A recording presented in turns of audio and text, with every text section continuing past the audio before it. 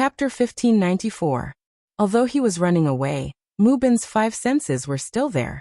When he felt a strong wind coming from behind him, he instinctively shrank his neck. Then he leaned sideways and grabbed the knife in his hand. Then he turned around and slashed.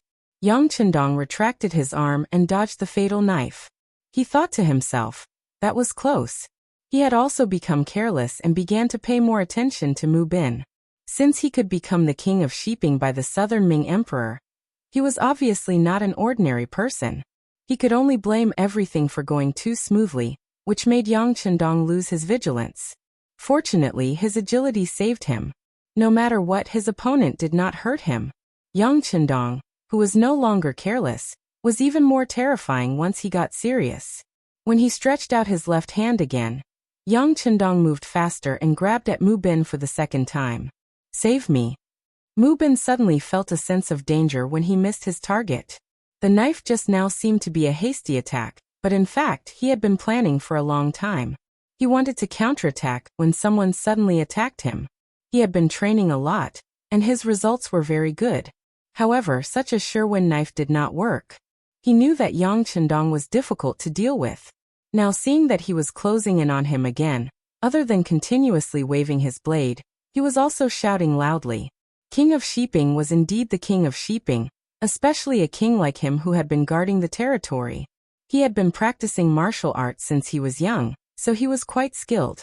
Yang Chendong did not manage to catch him twice. He only managed to grab the saber at his waist and forcefully snatched it away. And it was at this time that several Mu family's bodyguards appeared in the surroundings. They were all veterans who had followed Mu Bin for hundreds of years, and each of them had extraordinary skills. Although they could not exert 100% of their strength because of the smoke bombs, they still rushed over when they heard the commotion. One by one, they rushed toward Yang Chendong desperately, just to give their king a chance to escape. Scram! Yang Chendong shouted. He swung the heavy machine gun, as if it was an iron rod. This was also because everyone was too close to each other, so shooting was limited. But even if he doesn't use firearms, Yang Chendong is a grandmaster. Why would he be afraid of a few Mu family soldiers? The heavy machine gun abruptly turned into an iron rod and accurately smashed under the Mu family's bodyguards who were rushing over. One by one, they were sent flying back in the same way they had rushed over. They screamed miserably as they were sent flying. Yang Chendong took an elegant step, still approaching Mu Bin step by step. Even though there were a few bodyguards blocking the way, the distance between the two sides was less than 10 steps. At such a distance, Yang Chendong was still confident that he could capture Mu Bin alive. It was like a cat catching a mouse. One was chasing and the other was escaping. The distance between the two sides was quickly closing. Perhaps sensing that he couldn't run away, Mu Bin turned around fiercely and shouted, "I'm going to fight you to the death." Then he bumped into Yang Chendong. He still underestimated Yang Chendong. His five senses were already extraordinary. As soon as Mu Bin turned around, Yang Chendong sensed it. Before Mu Bin rushed over, he turned his body to the side. Then he stretched out his right foot and gently hooked it, hitting Mu Bin's leg. With a thud, Shiping King fell to the ground. He quickly moved forward and stretched out his right foot as fast as he could, stepping on Mu Bin's back. With a little force, Mu Bin could not get up. Then, Yang Chendong fired again with the heavy machine gun. More than a dozen Mu family soldiers who had just reacted and wanted to get closer fell. Gunshots rang out, and Shiping King was also stepped on. Yang Chendong easily obtained victory by fighting against hundreds of people by himself. Shiping King's capture put a lot of pressure on the others. At this moment, they wanted to make a move, but they had some scruples. However, if they did not make a move, they did not know what to do. They were all stunned on the spot. Let go of Shiping King. He is a king personally appointed by the Southern Ming Emperor. Are you trying to rebel? Seeing that they could not make a move, the head of the Li family, Li Jiayin, took the initiative to step forward. He stood on the moral high ground and criticized Yang Chendong, criticizing him. Son of a bitch. Yang Chendong did not even look at him. He gently hooked his right finger, and several bullets flew out from the muzzle. Each bullet hit Li Jiayin's body, leaving several bright red spots of blood. His body swayed again and again. Finally, Li Jiayin's arm swayed a few times in the air. Then he fell to the ground with a thud, dead. The head of the Li family, one of the 3 major families in Yunnan Prefecture, was shot to death just like that. This scene shocked the others. They stood still and did not dare to move. That was the head of the Li family. In the eyes of many civilians and soldiers, he was definitely a high and mighty figure. But now he was killed just because of a disagreement. Compared to that, they were nothing. After killing Li Jiayin, the others became well-behaved. Yang Chendong could finally breathe a sigh of relief. Yang Chendong was also a little tired after the massacre. After all, he was a human, not a god. Plus, with such heavy equipment on him, ordinary people would not be able to stand just running back and forth. Fortunately, he had a stronger physique than the others. Not long after, shouts came from behind him. Kill. Charge in and save the 6th young master. Following these shouts, a group of black cavalry rushed out from the main entrance. They were led by Ba Daojiang. Everyone's eyes were red, and each of them carried firearms. They looked like they had just walked out of a mountain of corpses and a sea of fire. Ba Daojiang only found out later that Yang Chendong was gone. Originally, he thought that he had gone to the telecommunications room. It was only when Director Wang Shan came to ask for instructions with a telegram from Yao Yingjun that Beta Persei found out that the young master was gone.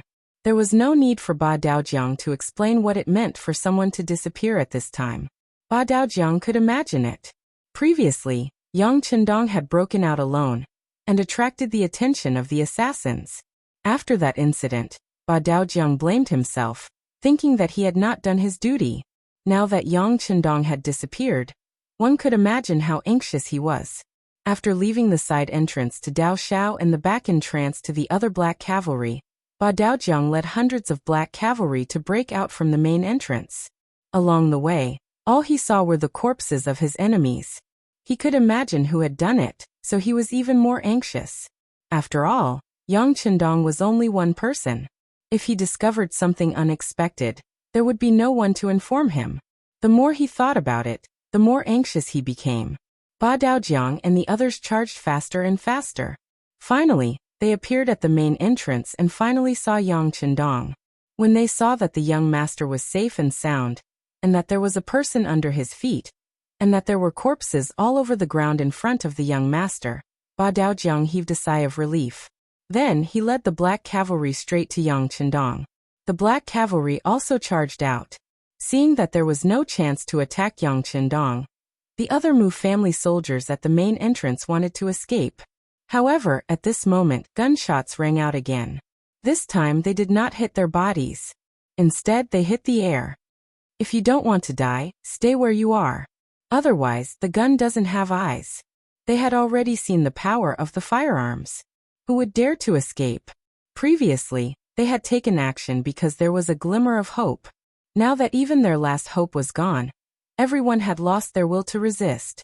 All they wanted was to save their lives. When everyone stopped moving, the black cavalry held them down one by one and tied them together one by one. The overall situation was now settled. The shouts just now were getting closer and closer. Soon Beta Persei took the lead and appeared in front of Yang Chendong. When he saw the scene in front of him, Beta Persei involuntarily knelt on the ground. His eyes were full of joy. After Shiping King led 10,000 troops into the city through the East City Gate and headed towards the 3 provinces palace, Beta Persei was like a mad dog. He led 10,000 people and rushed towards the 3 provinces palace. During this period, he also encountered people from the 3 great clans and the Mu family's army. However, Beta Persei bravely rushed forward as if he did not care about his life. Anyone who blocked his way was either killed or seriously injured. But even so, he was still anxious. Although he was full of confidence in Yang Chendong, he was still afraid of what might happen. After finally rushing over and seeing that Yang Chendong was fine, Beta Persei felt exhaustion fill his body. He knelt on the ground with a plop. Go help Beta Persei up. Seeing that this was caused by physical exhaustion, Yang Chendong hurriedly said to Badaojiang. Then he lifted his foot and let the other black cavalry come forward and hold down Shiping King Mubin. While removing the heavy machine from his body, Yang Chendong walked in front of Beta Persei and asked, How's the situation outside? After taking a few deep breaths, Beta Persei recovered some of his physical strength. He hurriedly got up and replied, "There's no big problem outside. Cheng Hu and the others are watching over there. They can't rush in." The battle to defend the city was not the key now. The Mu family's army had diverted some of their forces to block the reinforcements. Sheeping King had also personally rushed into the city. It seemed that the so-called siege was just a way to lure the tiger away from the mountain. Previously, when they had sufficient forces, they could not take down Yunnan Prefecture. Now that the forces were scattered, it was even more impossible to take down the city. Yang Chendong nodded after hearing this. At this time, Wang Shan ran out of the mansion and delivered the telegram sent by Yao Yingjun. Tell Yao Yingjun to just defend and wait for reinforcements. He just needs to keep an eye on the people who set up the ambush and don't let them escape. Since Sheeping King had been captured, Yang Chendong no longer had anything to worry about. He also knew that his opponent had used up all of his tricks. Even so, it did not matter whether the reinforcements arrived earlier or later. The calmer Yang Chendong's tone was, the better everyone's expression became. Since the sixth young master said that it would be fine, it must be fine. Chapter 1595. Yunnan Manor was truly Yang Chendong's blessed land. He had only stayed here for a few days, but he had already captured the king of 3 provinces, Zhu Huihua. Now, even the king of Shiping Mu Bin was also captured. One must know that it would be very difficult to capture these 2 kings if they were to go to war. Even if the enemy was crippled, they might not be able to capture these 2 kings. It had to be said that Yang Chendong was very successful as bait. With the capture of the king of Shiping, good news came one after another. Yang San, Tai Hu, and the others appeared one by one. They did not come empty-handed. They cooperated with Captain Dao Xiao to eliminate the Mu army that was attacking the side and back doors of the Wang mansion. They also captured some captives, such as Qin Inkong and Wang Shufu, the Qin family's patriarch of the 3 great families of Yunnan Manor. They were also among the captives. With these people arrested, the Southern Cloud Manor finally calmed down. After learning that the fastest reinforcements would arrive at Yunnan Manor at night, Yang Chendong said to everyone, "It's time. Everyone get ready to counterattack." It was time to counterattack. All the generals had excited expressions on their faces. These days, although their achievements were not small, if one looked carefully, they had always been passively taking a beating. They always had to wait for the other party to make the first move before they could react. This was not a good feeling, and it made everyone who was used to taking the initiative to attack very uncomfortable. Fortunately, this difficult time was about to pass. The main force of the 5-star army was about to arrive, and they could finally launch a counterattack without any scruples. Yunnan Manor began to get busy. Yang Chenjiang led Beta Persei, Yang San, Tai Hu, and the others to begin to formulate a counterattack plan. Outside the city, Lufji, who was still attacking the city, did not know what was happening inside the city. The West Gate, which was originally captured by the Mu army, had long been recaptured by the 5-star army. At this point, the news outside the city was completely cut off. Ravji was still leading his troops to attack the city. In order to protect Sheeping King who was in the city, the forces attacking the city were very aggressive. In just 4 hours they had launched several attacks and lost more than 8,000 generals. In addition, there were also countless casualties. Seeing that there were only about 10,000 soldiers left, Ravji's expression turned ugly. He looked at Wu Yingtu and asked, "General Wu, do you have any ideas?" "My ass." Wu Yingtu, who was in a very bad mood, said angrily. Even though he was the Miao King, Wu Yingtu had not been doing well all these years. Firstly, there were too few Miao people, especially the young ones. Unlike the Han people, where a new batch would be born very quickly after the first batch was killed, the Miao people had a very small population, so their growth cycle was naturally very long.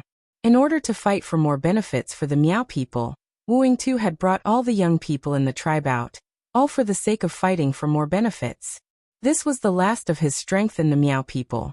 However, in this battle, 70% of his 10,000 brave Miao soldiers died. Now there were only 3,000 Miao people left, and more than 1,000 of them were injured. This result made him very depressed. So what if they won this battle? With this small number of people, when they split the benefits later, what he would get would be next to nothing. The drastic reduction in strength made Miao Yingtu very unhappy. When he heard Rajiv ask him, it would be strange if he had a good attitude. Rajiv had no other choice. He had only asked, but he did not expect to hear such an answer. His expression was very ugly, alternating between red and white. In the end, he did not say anything and left. At this moment, in Rajiv's eyes, Miao Yingtu had already formed a concept, that was a person who was not worth his time. Men, get on a horse and contact young Master Mu. Ask for instructions on what to do next. Also, stop the siege for now. Rajiv was able to get to where he was today, because he was a man with brains. After continuously attacking the city for more than 4 hours, not only did he fail to take down the city, he also suffered heavy losses. More importantly, he only had about 10,000 soldiers left. This made him have no choice but to consider his next step carefully. He even suspected that King Shiping did this on purpose, so that he could use the war to deplete his strength. If it was in the past, Rajiv would not be so anxious. He had the kingdom of Bangla as his backer. Without a source of soldiers, he could just recruit new ones. After a period of training, there would be an army that could fight. But now, even the king had surrendered. He no longer had a backer and a source of soldiers. In such a situation, every death meant one less person. He didn't know when he would be able to replenish his men. He had no choice but to think about it carefully. Also, why was there no movement in the city after more than 4 hours? Didn't King Shiping already arrange everything? Then what was all this about? He desperately wanted to know, so he arranged for someone to ask Mukong. Rajiv was not the only one who did not know that King Shiping had been captured by Yang Chendong. Even Mu Tsong did not know. At this moment, he was still in the forest, waiting for Yao Yingjun to appear. However, after the death of Jiang Wuqing and 5,000 cavalrymen, Yao Yingjun was clearly afraid, and did not move forward. This was good too. Mu Tsong was also happy to have some peace. He was waiting for good news from Yunnan Manor. He was full of confidence in his father. What? Rajiv asked what to do next. What else can we do? Of course, we have to continue the siege. Tell him that the timing is not right, so my father did not make a move. That's why he has to go all out. If we don't attract the attention of the defenders, how can my father carry out his plan? Mu Tsong was resting against a tree when he was disturbed by the people sent by Lavajai. He immediately spoke with disdain. The men returned resentfully. When these words reached Rajiv's ears, he was stupefied. Then he reflected on himself.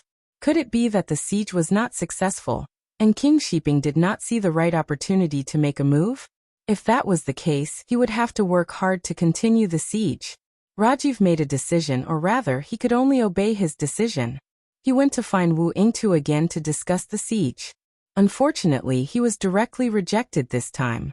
He was so angry that he cursed as soon as he left the tent. Wu Yingtu, this general will definitely tell young Master Mu about what you did. Don't think about fighting for something good in the future. Humph. After the angry Rajiv returned to the main camp, he gathered 10,000 soldiers under his command, and launched another fierce attack on Yunnan Manor's West Gate Tower.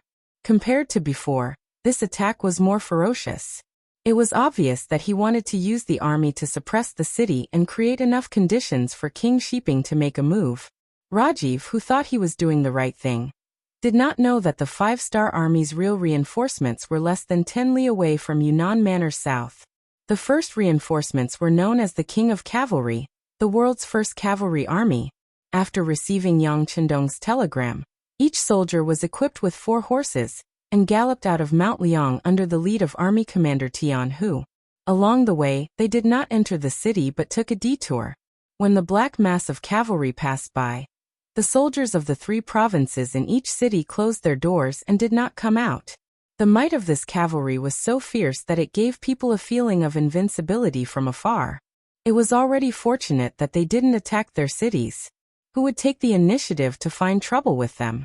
Because there was no one to stop them. The world's first cavalry army moved faster and faster. Finally, after each of the riders had almost run 2 horses to death, they saw Yunnan Manor in the distance. At this time, Hu Helu, the commander of the army guards, came to Tian Hu with an urgent telegram. General, the 6th young master sent an urgent message. Stop. After stopping the horses, Tian Hu ordered the army to stop and rest for a quarter of an hour. Using this opportunity, the other commanders came to him to discuss the next step of the battle. When the telegram was opened, it contained Yang Chendong's latest instructions. After reading it carefully, Tian Hu laughed and said, "The 6th young master is indeed the 6th young master. Without us having to do anything, he has already captured the 3 provincial kings and the king of Shiping. Ha. That's true. Although they are all kings, how can they be a match for the 6th young master?" The other commanders also laughed after hearing this. During the past few days of rushing, it was impossible for them not to be anxious. They were especially worried about the safety of the 6th young master. Their past experience told them that the 6th young master was very powerful and would be fine. However, they only had 500 black cavalry with them, and Yunnan Manor was the base camp of the 3 provincial kings. Anything could happen in the enemy's camp. If something happened to the 6th young master, the 5 commanders did not dare to imagine what would happen next. Before the 6th young master left, he had already decided that the eldest crown prince, Yang Bo, would take over his position. However, could a 10-year-old child really lead them? What if someone was not convinced? After all, the Yangtze was too big. It was so big that no country, force, or ethnic group could compare with it since ancient times. Would anyone have the confidence to let a 10-year-old child manage such a big country? At that time, it was possible that the huge Yang family would fall apart in an instant. If that was the case, where should they go from here? Even if they obeyed the young master's orders, they would have to fight with their former colleagues. In that case, the only thing that would be lost was the strength of the Yangtze. If that was the case, it would be very difficult for the Yangtze to develop in the future. In short, if something happened to Yang Chendong now, the consequences would be unimaginable. In order to avoid such a situation, they could only rush with all their might. At the same time, they prayed that the 6th young master would be fine. Chapter 1596. Now that they had received the latest telegram from Yang Chendong, they could finally breathe a sigh of relief. While they breathed a sigh of relief, they began to think about how to make a contribution. More importantly, they were thinking about how to deal with those who wanted to go against the 6th young master. Alright, everyone has read the contents of the telegram. Since that's the case, I've decided to split into 2 groups. The world's first cavalry army was less than 10 miles away, but Rajiv had no idea about that. Although he had heard about the arrival of the 5-star army's main force from some sources, in his opinion, the reinforcements would not arrive so easily. They would have to pass through many cities in the 3 provinces to reach Southern Cloud Prefecture from Liang Mountain. Therefore, he did not think that other than Yao Ingjuan's reinforcements, Bugnam of Gojoseon would arrive in such a short time. Now he was wholeheartedly sending troops to attack the city. The attack was not going well. It was even a little tragic. Rajiv did not know that Shiping King had been captured. The surrendered soldiers and civilians in the city knew about it, so they could focus on defending the city without worrying about other changes. This boosted the morale of the soldiers defending the city. With the advantage of numbers, the counterattack was fierce. Rajiv was destined to meet a tough opponent. His excessive trust in Shiping King had also doomed Rajiv to a tragedy. Seeing that the soldiers attacking the city had suffered heavy losses, and soon, more than half of the 10,000 soldiers were killed, he still had no intention of stopping the attack. At this moment, he was like a gambler, putting all his treasures on the line, hoping for a miracle to happen. Would a miracle happen? Of course, it was impossible. Not only did Shiping King not show up, but a mighty cavalry team came from afar. They were wearing light green military uniforms and black armor. Each of them had 2 horses. While they were still far away, the battle cries could be heard. Is Shiping King here? The excited Rajiv raised his eyes and looked. He was very excited. No one answered him because the others did not know how King Shiping's army was dressed. However, someone in the crowd recognized him. He was King Miao Wuing too. In the past, when he followed Zhu Huichen, He had dealt with the Mu family army. Naturally, he knew what the other party was like. Let's not talk about whether or not they had that many cavalry troops. Just from their appearance alone, they didn't look like one at all. Instead, they looked like the legendary 5-Star Army's cavalry. It had long been rumored that the regular 5-Star Army wore military green uniforms. This was very different from the military uniforms that were either black, gray, or even yellow. Because of this, Wu Yingtu's expression changed drastically. Not to mention, Wu Yingtu had once fought with the 5-Star Army, but he had been defeated and fled.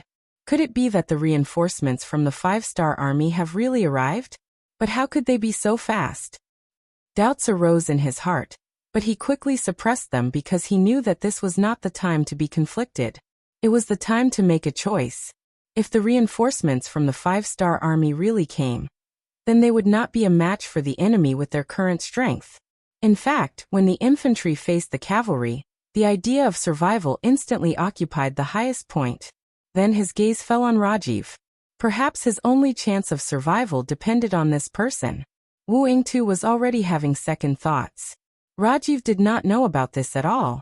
He was still looking forward to the cavalry's arrival. Surround him. It's this Rajiv. He overestimated himself and wants to become an enemy of Bugnam of Gojoseon. Men capture him. Kill anyone who resists. Since he had decided to live, Wu Yingtu did not care about whether he was a comrade or not. He only knew that if he captured this person and presented him to the 5-Star Army, there might be a way to survive. Wu Yingtu led 3,000 Miao soldiers and suddenly attacked, catching Rajiv off guard. Seeing that many of his soldiers were killed by the Miao soldiers, he was furious. He roared loudly, "Wu Yingtu, are you trying to rebel? Can't you see that the king of Shiping is already here with his cavalry? What are you trying to do? Open your dog eyes and see clearly. How is that king of Shiping's cavalry? It's clearly the reinforcements from the 5-Star Army. Even now, do you still place your hopes on Mu Bin? Can't you see that he's trying to weaken our strength? It's hateful that you're so badly injured, but you still don't understand. I really don't know how you survived all these years." Facing Rajiv's questioning, Wu Yingtu was not afraid at all. Instead, he shouted and questioned Rajiv. Rajiv didn't care about making use of them anymore. He was more concerned about who the cavalry belonged to. When he heard Wu Yingtu say that it was the reinforcements from the 5-Star Army, his expression changed greatly. At this moment, he did not want to be entangled with Wu Yingtu and the Miao soldiers. He only wanted to escape as soon as possible. Escaping was more important. You still want to leave? Do you think you can leave? He knew that if he did not capture Rajiv, once the 5-Star Army caught up, he would not have a good ending. So how could he give up on his only hope of survival? Everyone kill. Capture Rajiv alive and present him to the 5-Star Army. There will be a great reward. With a loud shout, Wu Yingtu took the lead and rushed forward with his ghost head blade. With a few slashes, he cut down several soldiers and got closer and closer to Rajiv. "You're courting death." Seeing his soldiers being cut down one by one, Rajiv became anxious. He knew that if he did not kill Wu Yingtu, he would not be able to escape. He simply rushed over with his spear. Before the world's first cavalry army's 4th and 5th divisions arrived, the battle had already turned into a mess. The 4th Division Commander Su De and the 5th Division Commander Yu Zhong glanced at each other. They didn't have any intention of taking action. They just ordered the cavalry to surround the scene. In short, they couldn't let the enemy who wanted to deal with the 6th young master escape. The battle in the field was still ongoing. Because of the number of soldiers and the premeditated plan, the Miao army gradually gained the upper hand. At this time, Wu Yingtu was leading 6 of his soldiers to surround Rajiv. As expected of the great general of Banka, Rajiv's personal strength was not bad. In just a short while, no less than 6 or 7 Miao soldiers had died under his spear. However, even a tiger could not withstand a pack of wolves. After a long battle, Rajiv finally felt that his strength was running out. It was also at this time that Miao Yingtu's ghost head blade arrived and landed on the body of the spear. Under the powerful force, the spear flew out of Rajiv's hand. Without a weapon, Rajiv could only dodge left and right without any ability to counterattack. If he kept defending, he would definitely lose. After a few more rounds, Rajiv was careless and his left arm was chopped off. He immediately let out a blood-curdling scream as he lost his balance and fell to the ground. Then, a few Miao soldiers rushed over and pinned him to the ground, tying him up tightly. Rajiv was captured. Seeing that the situation was over, the soldiers under his command abandoned their weapons and surrendered. At this point, the situation was settled. Wu Yingtu quickly tidied up his clothes and came in front of the two division commanders Su De and Yu Zhong, who were riding in front of the army. After a long bow, he opened his mouth and said, "I am Wu Yingtu, the commander of the Miao army. Because I went astray, I became an accomplice of the 3 provincial kings. Now that I have turned over a new leaf, I am willing to surrender to Bugnam of Gojoseon. I have specially captured the great general of Banka, Rajiv, to show my sincerity. I hope the general can give me a way out. Thank you." Oh. Su De and Yu Zhong looked at each other after hearing this, then nodded and said, "General Wu, we will remember what you have done, but now we still have to tie you up. As for how to deal with you, it will ultimately be decided by Bugnam of Gojoseon. Do you agree?" "I agree." Wu Yingtu gritted his teeth and said helplessly. He didn't know what his future would be like. Now he could only hope that Yang Chendong would remember his contributions and not kill him.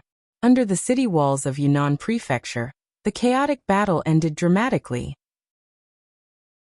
Without waiting for the world's first cavalry army to make a move, tens of thousands of enemy troops had all surrendered. This made the surrendered soldiers and the people in the city cheered. Beta Persei, who was standing on the city tower, also waved his hand with joy and said, "Come on, open the city gate and welcome the army into the city." In the dense forest, Mu Tsong was still sleeping comfortably against a tree. In his dream, he saw his father capturing Yang Chendong and making a great contribution. This was where Mu Tsong's confidence in his father came from. After all, the Mu family had been operating in Yunnan Prefecture for a long time. In addition, they suddenly appeared and attacked. How could Bugnam of Gojoseon, who had just arrived for a few days, contend against them? As his son, he only needed to wait for Yunnan Prefecture to be taken down by his father, then he would return with the army.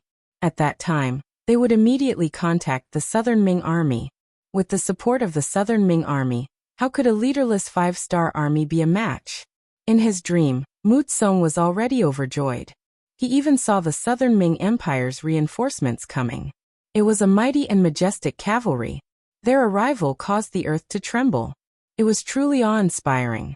Crown Prince, this is bad. Another cavalry unit is coming." Just when Mu Tsong was still dreaming, he suddenly heard such a voice. Then his shoulder was shaken, and he became completely awake. What's going on? When he opened his eyes and saw General Azad shaking him, Mu Tsong still had a sleepy expression. "Prince, a large number of cavalry suddenly appeared behind us." Cavalry? Are the Southern Ming Army's reinforcements here?" Mu Tsong was still in a dream and couldn't extricate himself. No, they are using the banner of the 5-star army." Azad's face was pale and his body was trembling. "What? 5-star army? That's impossible." Mu Tsong's first thought was disbelief, then he kept shaking his head. Behind them was Yunnan Prefecture. His father should have taken it down by now. Then how could there be 5-star army's reinforcements coming from this direction? Chapter 1597. Regardless of whether he believed it or not, the truth was the truth. Behind them, there was indeed a large number of 5-star army cavalry rushing over, causing an earthquake on the ground. At the north side of the forest, Yao Yingjun also rushed over with 15,000 infantrymen.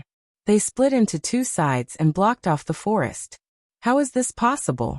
Mu Tsong's mouth was so wide open that a fist could be stuffed inside. His expression became somewhat sinister at this moment. The arrival of the 5-star army cavalry was from the direction of Yunnan Manor. Did that mean that Yunnan Manor was also completely under their control?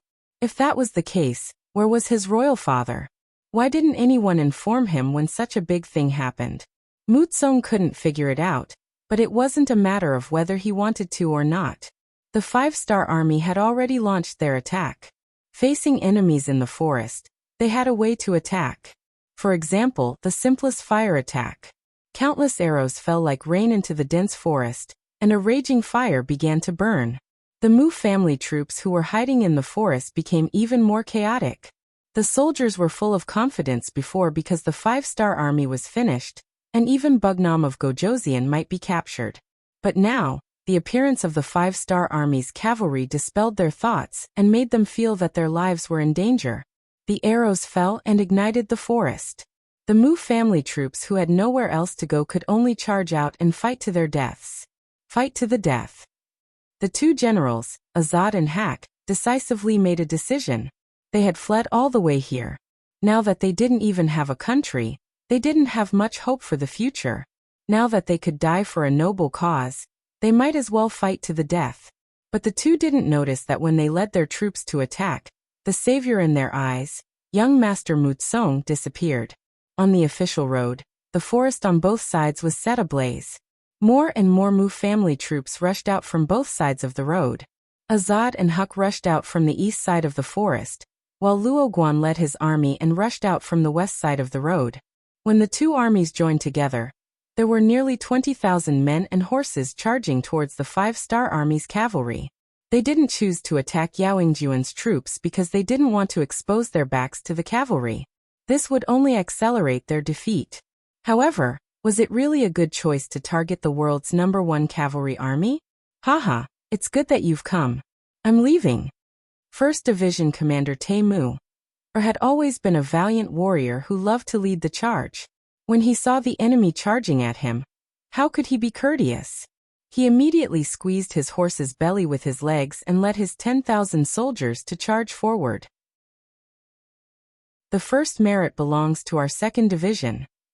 2nd Division Lu Duo was unwilling to fall behind and rushed out. 3rd Division Commander Hu Bo also wasn't going to sit back and watch.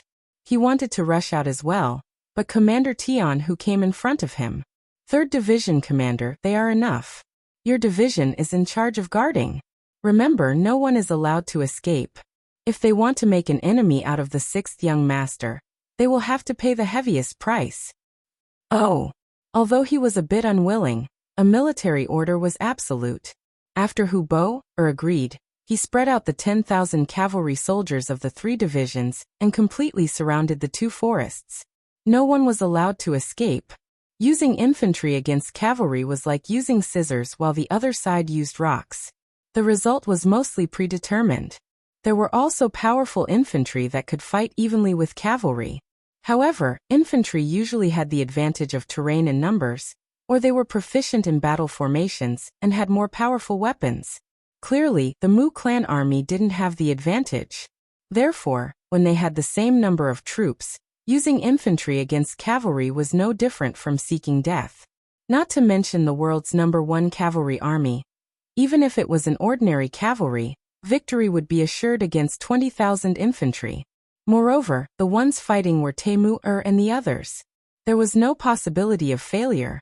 The result was that the moment the two sides met, before they even started fighting, under a dense rain of arrows, the Mu clan army at the front fell one after another. When the cavalry charged into the midst of the infantry, heads flew all over the ground. One by one, the Mu clan infantry were cut down, blood spilling everywhere. This was a battle where the strength was completely unequal. The infantry didn't have any formation to speak of. They were completely relying on brute force to attack. Facing the world's #1 cavalry army's cavalry, they were only sending themselves to their deaths. The cavalry quickly passed through the Mu clan infantry. A quarter of the 20,000 men were gone. Then there was a recoil, division, and countless arrow formations formed, constantly killing. The ground was covered with more and more Mu clan soldiers' corpses. By the time Yao Yingjun arrived at the battlefield with his army, all he saw were broken limbs, blood splattered all over the ground, and heads rolling down. General Yao, I'll leave the task of cleaning up the battlefield to you, he. Riding on his horse, Commander Tae-mu showed Yao Yingjun his row of white teeth, then urged his horse to leave with the army. The world's #1 cavalry army had their own pride. As long as there were infantry, they would never interfere with work like cleaning up the battlefield. Yao Yingjun cupped his fists and thanked Tae-mu or as he watched the cavalry leave. It must be known that although cleaning up the battlefield was tiring, there were many benefits. Not only could they get a share of the military merits, but they could also get all the good things from the enemy corpses. Just this point alone was enough to make many people envious. It only took them more than 2 hours to kill the enemy, but they still hadn't finished cleaning up the battlefield even when the sky turned dark. The army had no choice but to rest and wait for the next day to start cleaning up. Tian, who left the 3rd Division's commander, Hubo, to cooperate with Yao Ingjun while he led the army to Yunnan Manor not far away. In Yunnan Manor, peace had already been restored. The 5-star army's main reinforcements had arrived. Naturally, there was no need for the surrendered soldiers and ordinary citizens to defend the city. They could all return home to reunite with their families. For a moment, many sounds of joy and laughter could be heard from the various courtyards. Of course, there were also some people who died in battle. As their families, they naturally couldn't be happy. Fortunately, the 5-star army's compensation was generous enough. Although it didn't satisfy everyone, most people still accepted this form of compensation. After all, if they didn't follow the 5-star army, but followed the 3 provinces' kings or king sheeping instead, it would be impossible for them to receive these benefits even if they died. This battle also made the citizens fully aware of the value of peace. People died in war. Who knew how many families were torn apart because of it? This was something that couldn't be bought with money. The 3 provinces' palace was also very lively at this time. The reinforcements had arrived. Beta Persei, Yongsan, and the others finally didn't have to worry so much. They finally had a chance to have a good meal, and then sleep. Tian, who also brought the 1st Division and 2nd Division into the city. He personally went to the 3 provinces' palace to see Yang Chendong, 6th young master.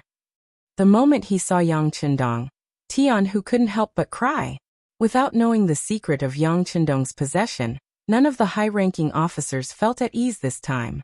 Okay, a man bleeds but not tears. Don't cry.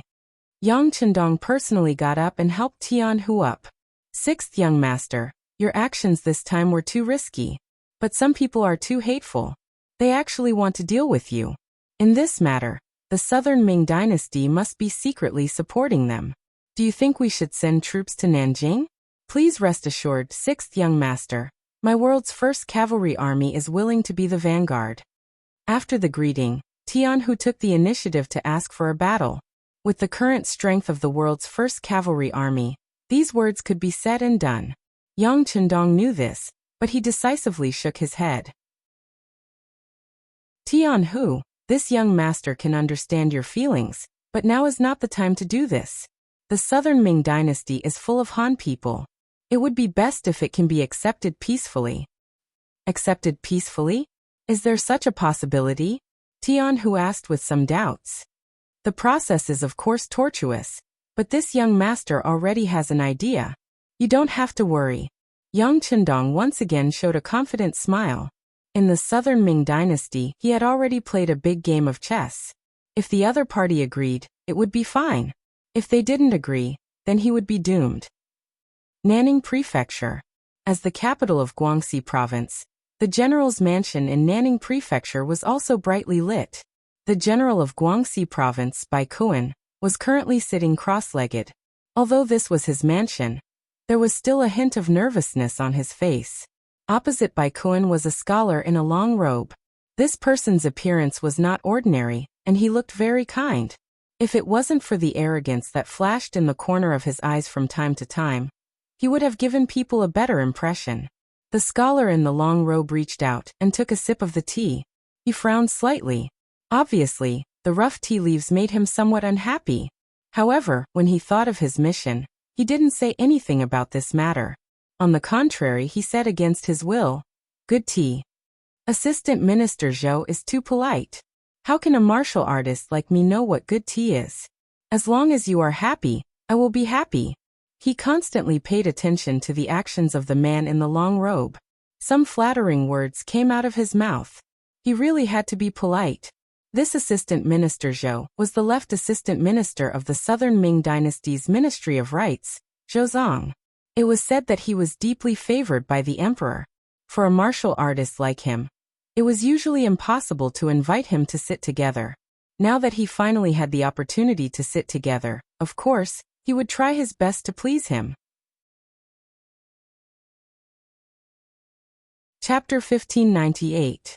Not to mention, Baikuan was also a criminal, who told him to be a subordinate of the three provinces' king, Zhu Huiyan. The commoners didn't know, but how could he not know? The southern Ming imperial court didn't have any impression of the three provinces' king.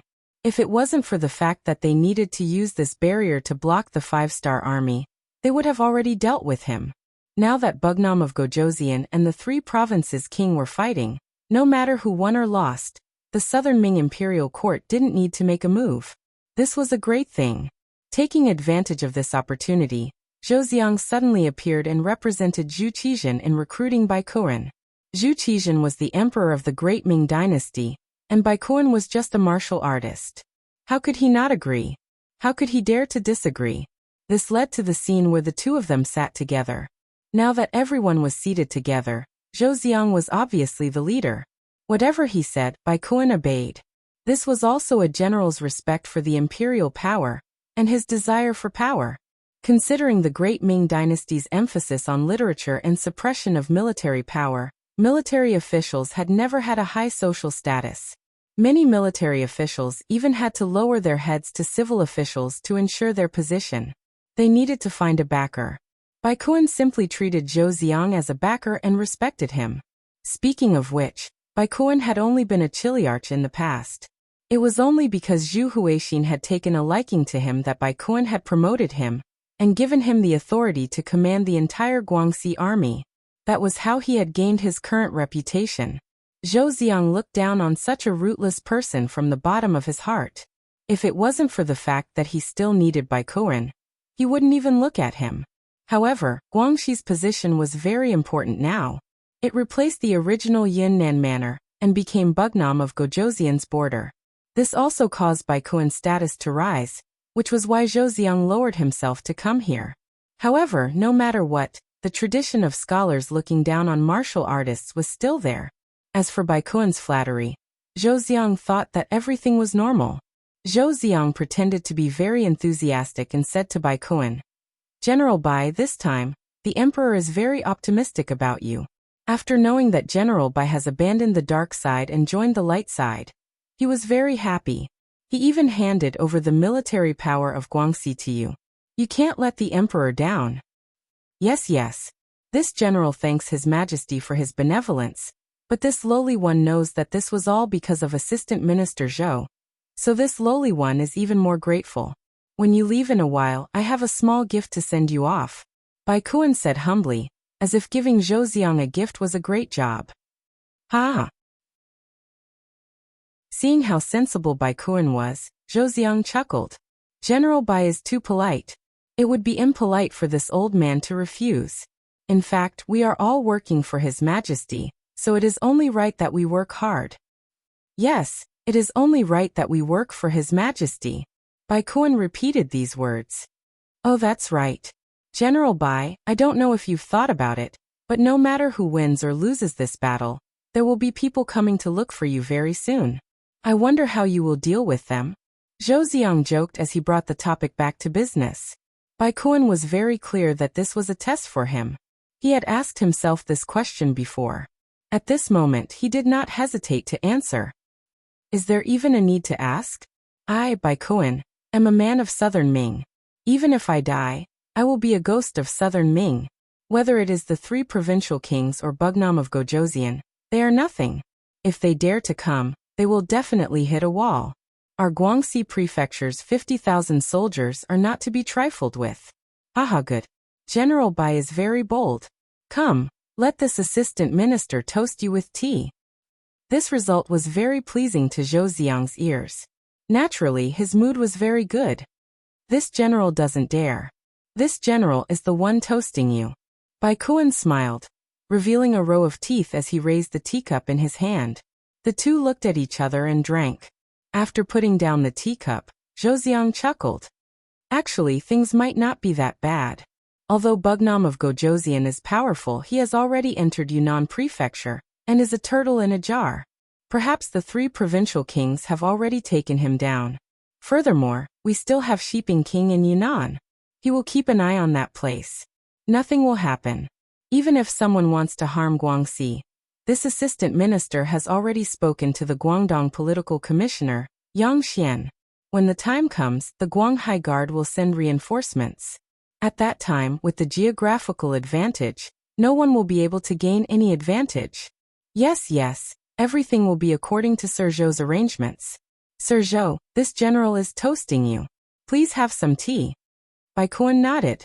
He had the backing of the Southern Ming Dynasty, so he was not afraid of anyone coming to find trouble with him. If anyone came, he would use all his strength to kick them out. At that time, he would be able to obtain military merits. One wanted to curry favor, while the other wanted to appease people. The atmosphere was getting better and better. About an hour later, Zhou Ziang left in satisfaction. Of course, before he left, someone had already handed him a 5,000 taels banknote. This made his smile even brighter. However, this brilliance did not last for long. After just one night, when Zhou Ziang woke up again, a servant placed the contents of the letter he had just received in front of him. When he read the contents, Zhou Ziang, who originally had a slight urge to pee, no longer had the urge to do so. He became extremely clear-headed. It says that the 3 provincial kings and Shiping King were captured by Wu Nanwu. Is this true? It can't be a mistake, right? Holding the letter, he asked the person who had delivered the letter with a look of disbelief. The messenger could feel Zhou Ziang's anger, so at this moment, he only knelt on the ground and did not even dare to raise his head. Zhou Ziang knew that the contents could not be wrong, but he did not dare to believe it. Didn't they say that Bugnam of Gojoseon was arrogant, and only brought 500 people into Yunnan Manor? The 3 provincial kings had prepared tens of thousands of soldiers, and were waiting for the other party to fall into their trap. How did Zhu Huihua get captured? How did this trick work? There was also Shiping King Mubin. He was at the periphery of Yunnan Manor, and should have acted according to the situation. If things went south, he could still escape if he could not win. How did he get captured? What exactly happened in the middle of all this? Zhou Ziang could not figure it out.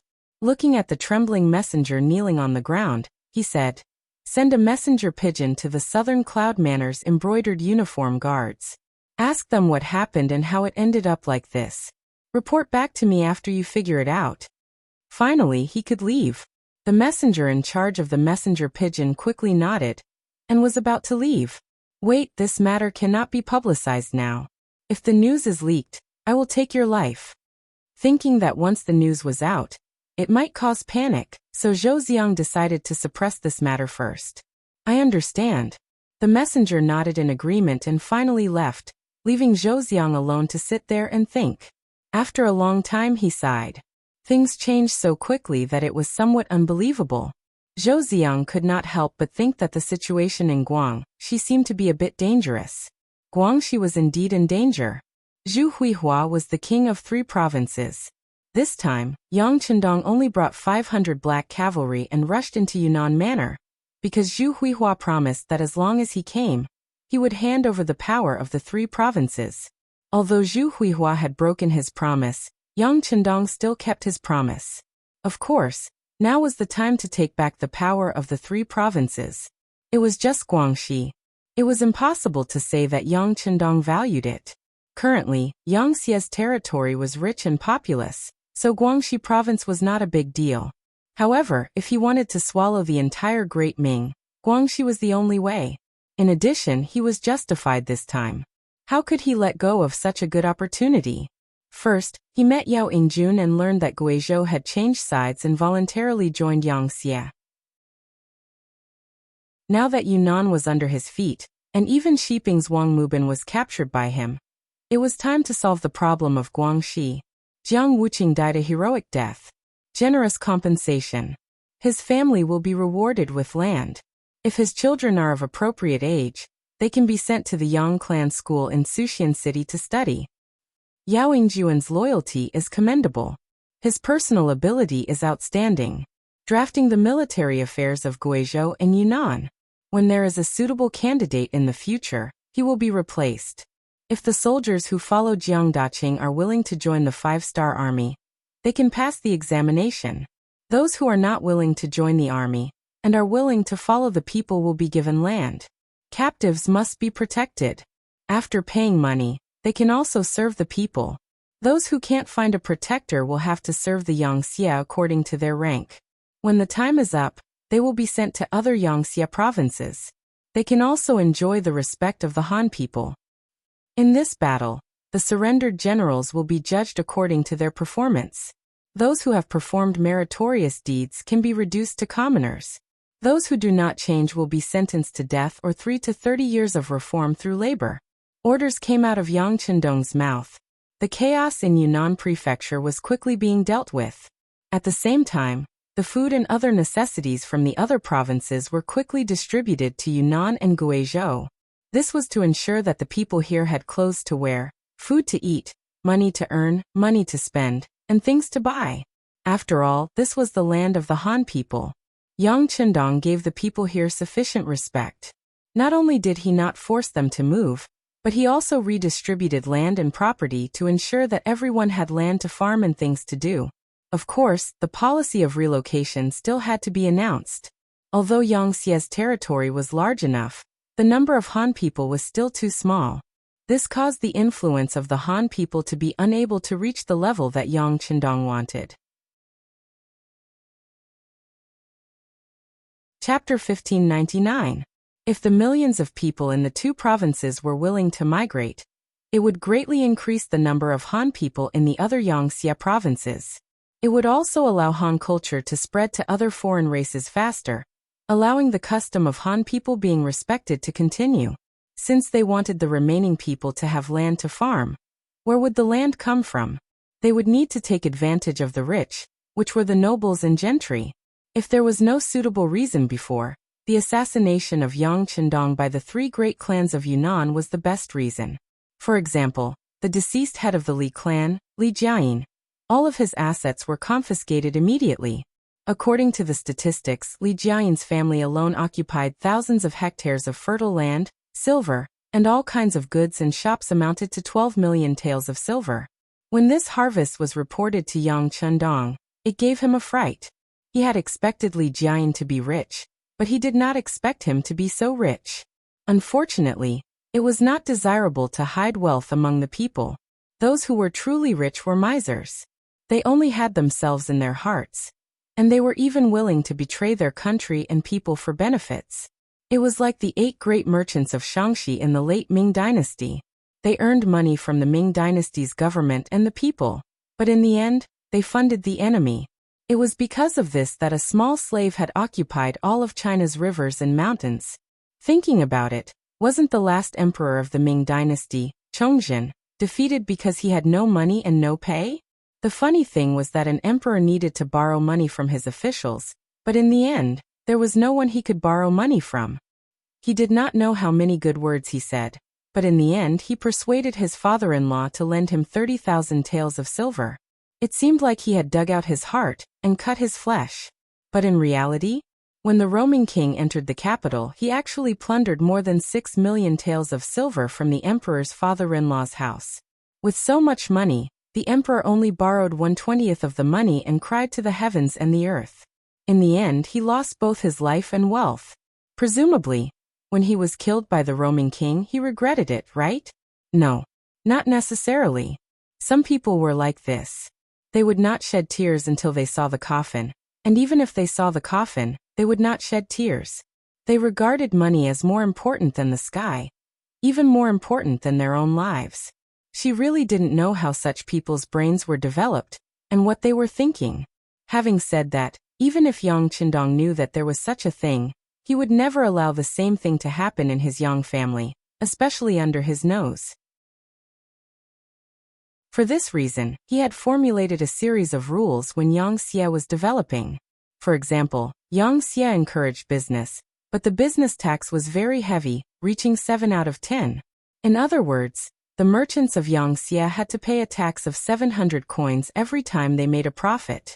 After deducting the expenses, only about 50 coins would fall into the hands of the merchants. By doing this, not only did it prevent some merchants from rising up, but it also filled the Yangxie's treasury.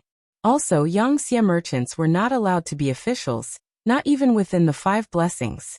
Once discovered, he would definitely be severely punished. At the very least, they would be stripped of their position and fined silver. At the very least, it would be possible for their entire family to be exterminated. Since ancient times, collusion between officials and merchants had always been a big problem, but it was unavoidable. Yang Chendong had set such a rule when he first created the rules. It was to prevent people from becoming too powerful under him. In the end, his descendants would also be under the control of others. Yang Chendong would never allow his descendants to borrow money from his officials one day. That would be too shameful, and it would be too much of a failure. Speaking of which, the matter of the Li family made Yang Chendong see the drawbacks of the great Ming dynasty. At the same time, he also began to deal with these people. For this reason, he specially formulated some rules for these officials and villagers. For example, ordinary people had the right to choose whether or not to migrate, or where to migrate to. However, these people did not have this right. Not only did they have to leave their homeland, but they also had to go to a place designated by Yangxie. Whether they liked it or not, they had to do so. Otherwise, the soldiers of the 5-star army would teach them a lesson. Also, before migrating, they had to conduct an in-depth investigation. For example, what kind of person were they? Did they oppress the people? Did they have a murder case? If there was, then sorry, they would be punished according to how they should be punished. If they were involved in a criminal case, they would be sentenced according to how they should be sentenced. If they caused deep resentment, they would be beheaded. When this policy was announced, it really scared a lot of people. In particular, the 2 families Qin Yingkang and Wang Shufu were taken to the largest square in Yunnan Manor. A public denunciation meeting was held, allowing the people who had suffered from their sufferings to complain. The scene could really be described as earth-shattering, and it could even make ghosts weep. This was because all the people in the city who heard the news came. The feeling of being able to see the usually high and mighty dignitaries bow their heads in front of them was really too good. The grievance meeting and the complaint meeting were held for a day. Later, it was confirmed that Qin Yingkang was guilty of the most heinous crimes. He colluded with the government to rob people of their land, occupied real estate, and even killed 56 people. When the evidence was presented one by one, Beta Persei announced on behalf of Yang Chendong that he would be executed on the spot, and his head would be chopped off in the square. As for the other members of the Qin family, they were also sentenced for their crimes. Some were beheaded, and some were sentenced to 3 to 30 years in prison. This really shocked a lot of people. When they saw that Bugnam of Gojoseon was serious, the people cheered, while the dignitaries were pale. Those villagers who were usually good people were better off. At the very least, those who had a habit of deceiving the common people directly fainted. The people ran around to spread the news. They had taken revenge, and they were finally the masters.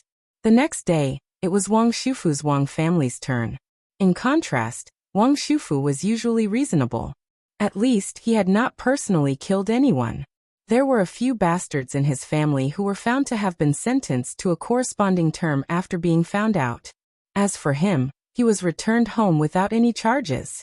Only 90% of his family's property was confiscated, and he was allowed to take the remaining 10% and move to other provinces designated by Yangxie. This combination of punches was really just rewards and punishments. Seeing that the Wang family was fine, some people were relieved.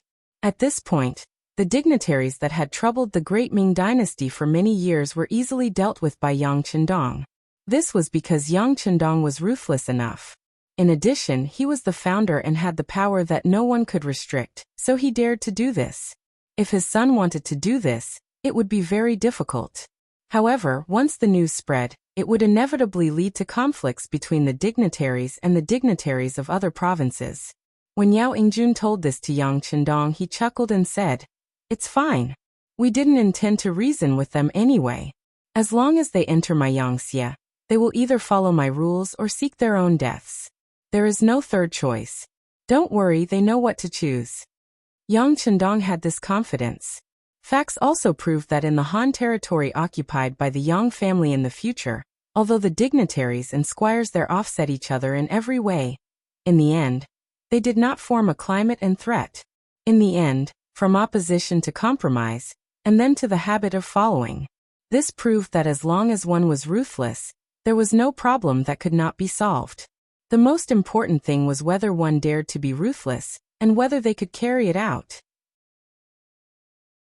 After dealing with the matters of the Qin and Wang clans, Yang Chendong handed these trivial matters over to Yao Yingjun. Yao Yingjun had authority and an army. With Yao Yingjun's ability, dealing with these matters was a piece of cake. On the other hand, Yang Chendong's thoughts were on the matter of conquering the Guangxi province. The intelligence bureau had already sent a secret report that the Guangxi general, Bai Kuan, had already contacted the southern Ming dynasty and changed sides. Yang Chendong was not surprised at all by this result. Although in terms of strength, Yang Xie was far above the Great Ming dynasty, in terms of influence, the Han territories still belonged to the Great Ming dynasty. Unless Yang Chendong carried out a bloody massacre in the land of Huaxia like he did to other alien races, he still needed to rely on the breath of Huaxia. Unless it was absolutely necessary, Yang Chendong did not want to use the methods he used to deal with the outlanders in the Great Ming dynasty. As such, he would most likely come into contact with negotiations or economic blockades. Speaking of economic blockades, Yang Chendong had already prepared a method. Over the years, in order to maintain the relationship with the southern Ming dynasty, Yang Xie had sold large amounts of food to the southern Ming dynasty at a low price. Sometimes it was even cheaper than what he sold. Many times, Yang Xie would even sell food to the southern Ming dynasty at a loss in order to let the southern Ming dynasty develop a habit of trusting him. In the past 10 years, the results were quite good. At the very least, from the Intelligence Bureau's investigation, there were very few people who actually grew food in the southern Ming dynasty. It was not profitable at all. It was better to buy the food than to grow it yourself. What would you choose? The direct result was that there was a large amount of uncultivated land in the southern Ming dynasty. Many of the originally fertile lands were covered with weeds that were half the height of a person. Because of this, the southern Ming dynasty wanted to manage the land and had tried before. However, they found that after investing a lot of manpower and resources, the final results were not very good. When they even lost money, no one had any ideas about the land. There was no profit. In the current southern Ming dynasty, at least 9.5 out of 10 pieces of land were uncultivated.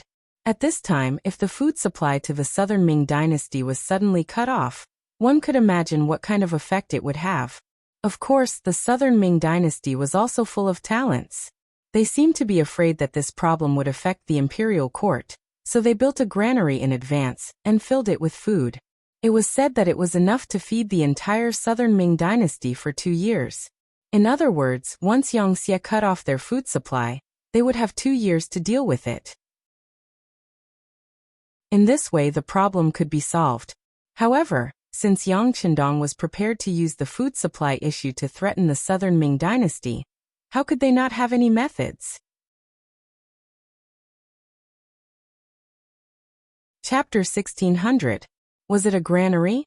Did they store a lot of food? Was it enough to last them for 2 years? Were they not afraid of Yang Xie's threats anymore? That was simple, just burn it. Speaking of which, what Yang Xie did not lack the least was food. Not every place had a climate suitable for large and small factories, and not every place could start light and heavy industries. However, most places could be used for farming. With the current vastness of the Yang family's territory, the number of fields had long reached an astonishing level. With the addition of the steam engine, transportation would become even more convenient. The problem of transporting food had been solved, and the transfer of food from the north to the south would not be as laborious as before. Under these conditions, food would not be a problem to stifle the development of the 5-star army. Moreover, because of Yang Xie's policy of never increasing taxes on land, there were still many farmers. As long as there was enough money, it would be very convenient to reclaim the land. If they were pushed too far, they would burn all the food.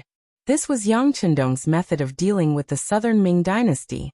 Although it was a bit violent and direct, the results would be very good. Of course, this was the last resort. What he needed to do now was to negotiate. At the very least, he needed to make his stance clear. Just like how he appeared in Yunnan Manor with 500 black knights and dragon guards. Wasn't such a risk also for the sake of righteousness and justice?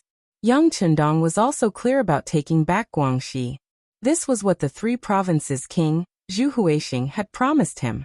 Now that he was sending troops to Guangxi, no one could say anything. Another 5 days had passed, and the situation in Yunnan Manor had stabilized again. Yao Yingjun had a stick in one hand and candy in the other. He had subdued those who opposed him, and even roped in a group of dignitaries and country gentry who supported him. After consulting with Yang Chendong, Yao Yingjun stated that as long as these people cooperated well with the work, they could take away 20% of the wealth when they left their homeland. Seeing that the general trend was changing, more and more of the so-called local tyrants began to support Yao Yingjun and Yang Chendong's reform. Once the matters in Southern Cloud Prefecture were sorted out, all they needed to do was to copy the gourd and draw a ladle, and then extend it to other prefectures. Yunnan Manor no longer had any major problems. Various reinforcements had also entered Yunnan Manor during this period of time. It was time for Yang Chendong to consider the matter of invading Guangxi. Before he could make a move, and before he could think of which main force to bring, news came that the Southern Ming Empire had already sent an envoy that was 10 miles away from the Southern Cloud Prefecture. A messenger came to report that Bugnam of Gojoseon was to personally go out of the city to welcome the envoy. Yang Chendong was a little surprised that the Southern Ming envoy had arrived first. In his opinion, now that he had won a great victory, the other party should be afraid and should be defending to the death. How could there be someone who had the courage to take the initiative to meet him? Yang Chendong ignored the fact that he had to go out of the city to welcome them. To exaggerate, with his current status, even if the Southern Ming Emperor, Zhu Qizhen, came personally, he could say that he didn't want to welcome them. What could others do about it? Ba Daojiang, go take a look. Yang Chendong didn't send out Beta Persei. In his opinion, Ba Daojiang's level was enough to deal with a Southern Ming envoy. Yes. Ba Daojiang, who received the order, immediately cupped his fists and agreed. Then he ordered 100 black cavalry and left the prince's mansion. Here, with the arrival of various reinforcements, Captain Chiovi also rushed to Southern Cloud Prefecture with 1,500 black cavalry and took over the security of the prince's mansion. Outside Southern Cloud Prefecture, Southern Ming Empire's left Assistant Minister of Rights, Zhou Xiang, was sitting in a soft sedan with his head raised. Although it was a soft sedan, the days of hurrying on the road had tormented him. This could be seen from his pale face. He was just a scholar. Usually, there were people to serve him when he wore clothes in the mansion. Now that he had to travel such a long distance, how could he not be tired? But now, all the tiredness had been put to the back of his mind. He was more concerned about whether the person he sent to act as the vanguard had entered Yunnan Manor, whether he had met Yang Chendong, and whether he had spoken of his request. The so-called letting Yang Chendong personally come out to welcome them was actually Zhou Ziang's idea. This time, Zhou Ziang was appointed by the imperial court to deal with the problem of the three provinces. But since it was an imperial order, how could he dare to disobey? That was why he wanted to test him. He wanted to see how much respect this Bugnam of Gojoseon had for the Southern Ming Empire. This would determine his attitude. As a member of the civil officials group, Zhou Ziang had his own pride, but he was not stupid. He was very clear about what could be done and what could not be done. The process of waiting had always felt long. Zhou Ziang sat in the sedan and waited for 4 hours. But these were the hottest 4 hours of the day. He had been waiting since noon until now. He felt as if his whole body was about to be oiled. Zhou Ziang, whose throat was about to smoke from the sun, could not help but curse in his heart. He thought that Yang Chendong deliberately did this to express his sincerity. He had already traveled 5 miles. At this moment, he was only 5 miles away from Southern Cloud Prefecture. With such a short distance, he did not believe that the welcoming team had not arrived after such a long time. There was only one possibility. Yang Chendong was deliberately basking in the sun. When he thought of this, Zhou Ziang's face turned ugly. He had a strong feeling that this mission would not be so easy to complete. It might even be impossible to complete. Finally, after Zhou Ziong did not know how many times he cursed in his heart, a group of cavalry finally came from afar. From afar, there were not many people, but the group was unusually orderly. It actually gave off a faint sense of oppression. F***ck Zhou Ziong finally could not help but curse. This was indeed unbecoming of a scholar. But if it was anyone else, they would not be able to help but curse when they saw that the welcoming team was moving slower than a snail. Yes, the team from afar was indeed moving very slowly. Ba Daojiang, who was at the front, rode on a horse and deliberately slowed down. He had been by Yang Chendong's side for more than 10 years. Although he did not completely understand the sixth young master, he could sometimes understand the meaning behind his gaze. Since the Southern Ming Empire's envoy was so arrogant, Ba Daojiang would make them uncomfortable. What, do you really think that our sixth young master is someone you can order around? Even if Zhu Qizhen was here, he would not dare to be so arrogant. Since that was the case, Ba Daojiang was naturally going to have some fun. He purposely slowed down his speed so that the emissary and the others could enjoy the scorching sun. This was just a small matter. He still had some big moves that he had yet to use. The team slowly moved forward and finally arrived in front of the envoy's team. At this moment, Zhou Ziong was no longer angry. Now he just wanted to enter the Southern Cloud Manor and have a good rest. What? Bugnam of Gojoseon did not come? Although he had already expected that Yang Chendong would not be in the welcoming team, as the envoy of the Southern Ming Empire, he still wanted to save face. Therefore, he still pretended to ask this question.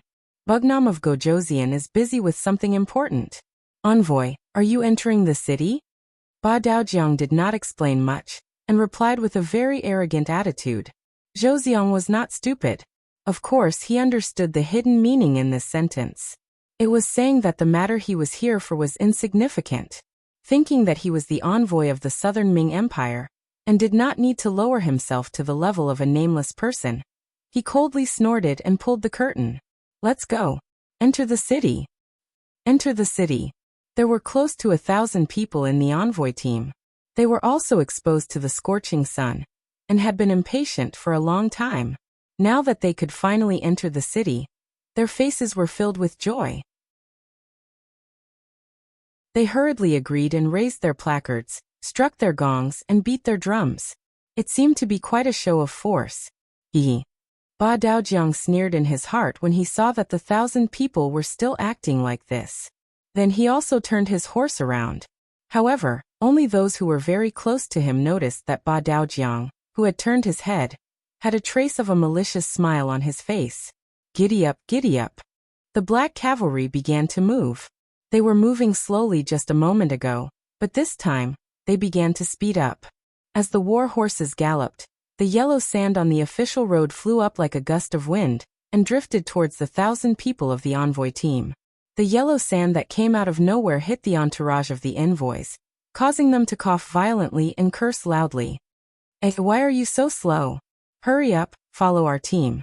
After waiting for the yellow sand to fall to the ground, the 100 black cavalry suddenly galloped back. After Ba Daojiang greeted them, the war horses continued to gallop, causing the yellow sand to fly up again. Anyone who was not a fool could see that the other party was doing this intentionally. Think about it. How could they be faster than the light cavalry while carrying so many things while walking? As they went back and forth, many of the entourage of the envoy team were covered in sand. Some of them even had sand in their eyes. However, they were still carrying things in their hands and could not put them down. They could only endure it as they walked. Tears flowed down their cheeks uncontrollably. Nay. As if to show off his superb horsemanship, Ba Daojiang rode back again. The war horse raised its front hooves and kicked up a huge amount of sand. Then it suddenly landed, kicking up a huge amount of dust. Ba Daojiang was not the only one who did this. The 100 black cavalry behind him did the same. In this way, the Southern Ming officials in the envoy team looked as if they had crawled out of yellow mud. A casual shake could cause half a caddy of yellow sand to fall off. They looked as pathetic as they could. Chapter 1601. Hurry up and keep up with our speed. It was the same sentence that the senior had said. Soon after, Ba Daojiang once again spurred his horse forward, stirring up sand and dust. What's going on? Zhou Ziang, who was sitting in the palanquin, did not know what was happening outside. He only felt that the procession was moving and stopping, so he lifted the curtain. It was this action that allowed countless yellow sand to enter the palanquin, causing Zhou Ziang, who was unprepared, to sneeze. Achoo, what is this? What's going on? He continuously fanned himself with his right hand until the black cavalry moved a little further away. Finally, the scene in front of him became clear. Then, Zhou Ziang saw a group of people covered in yellow sand in front of him. Seeing that the originally neat group had become like this, Zhou Ziang instinctively wanted to reprimand them. This group represented the image of the Southern Ming Empire. How could they behave like this? What would others think if they saw this? However, as soon as he opened his mouth, a gust of sand hit his face and was sucked into his mouth. He immediately choked and shut his mouth. At this moment, he only felt that his mouth was full of sand. How could he have the time to reprimand others? Let's go quickly. It was unknown who shouted first in the group, but the others only hesitated for a moment before increasing their speed. Since there was sand and dust everywhere, it was better to walk faster. This way they would suffer less. First they walked quickly. In the end, they unknowingly started running. Even so, the sand and dust still hit their bodies. It could be said that they were in an extremely sorry state. At the east gate of Southern Cloud Manor, the commoners who had heard the news had already run over to watch. It seemed to be human nature to watch a show. When Yang Chendong entered the city, they came out to watch. Now that they knew that the group of envoys from the Southern Ming Empire had arrived, they also came out to watch. Speaking of which, although Southern Cloud Manor was the territory of the Southern Ming Empire, and had always considered itself a citizen of the Southern Ming Empire, ever since Zhu Huichen was conferred the title of King of 3 provinces, they rarely heard any news about the Southern Ming Empire. Zhu Huichen wasn't a very capable person, but his ambition wasn't small. In order to change the views of the commoners, he forbade his subordinates from talking about the Southern Ming Dynasty. Now that he was captured alive, this ban was naturally lifted. When these commoners found out that there was a show to watch, more and more people gathered.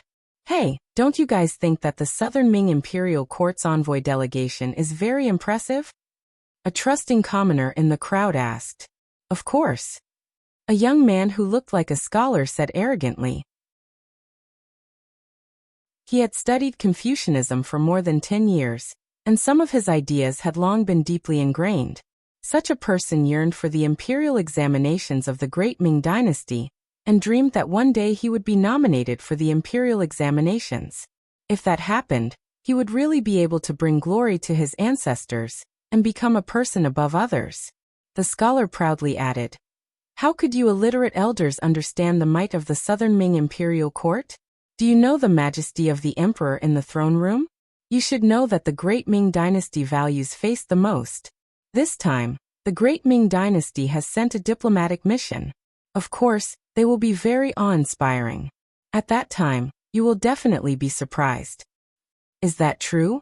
Will they be even more impressive than the black cavalry that Bugnam of Gojoseon brought into the city? A commoner in the crowd clearly didn't believe it and asked. Of course. Their might is not something that you can imagine. Although Bugnam of Gojoseon's guard of honor is not bad, compared to the Southern Ming Imperial Courts, it is still far from enough. The scholar was still full of arrogance, but he wasn't stupid. He didn't dare to say anything that was unfavorable to Yang Chendong. Speaking of which, these scholars who studied Confucianism didn't have a good impression of Yang Chendong. All of this was because if one wanted to become an official in the Yangxia Imperial Court, one needed to have true knowledge. It wasn't enough to just say a few words or write a beautiful essay. That would only work if he had the goods in his stomach. The best way was to apply for the Yangxia Imperial Court and wait for graduation before being allocated. For scholars who had studied Confucianism for more than 10 years, this method was no different from learning it all over again. Who knew how much time would be wasted? So how could they be interested in Yang Chendong? It was only because Yang Chendong was too powerful. He even killed 2 of the 3 great clans of Southern Cloud Prefecture. This battle formation really scared some people. They were unconvinced, but they didn't dare to say it out loud. When the commoners heard the scholar's words, they became even more curious.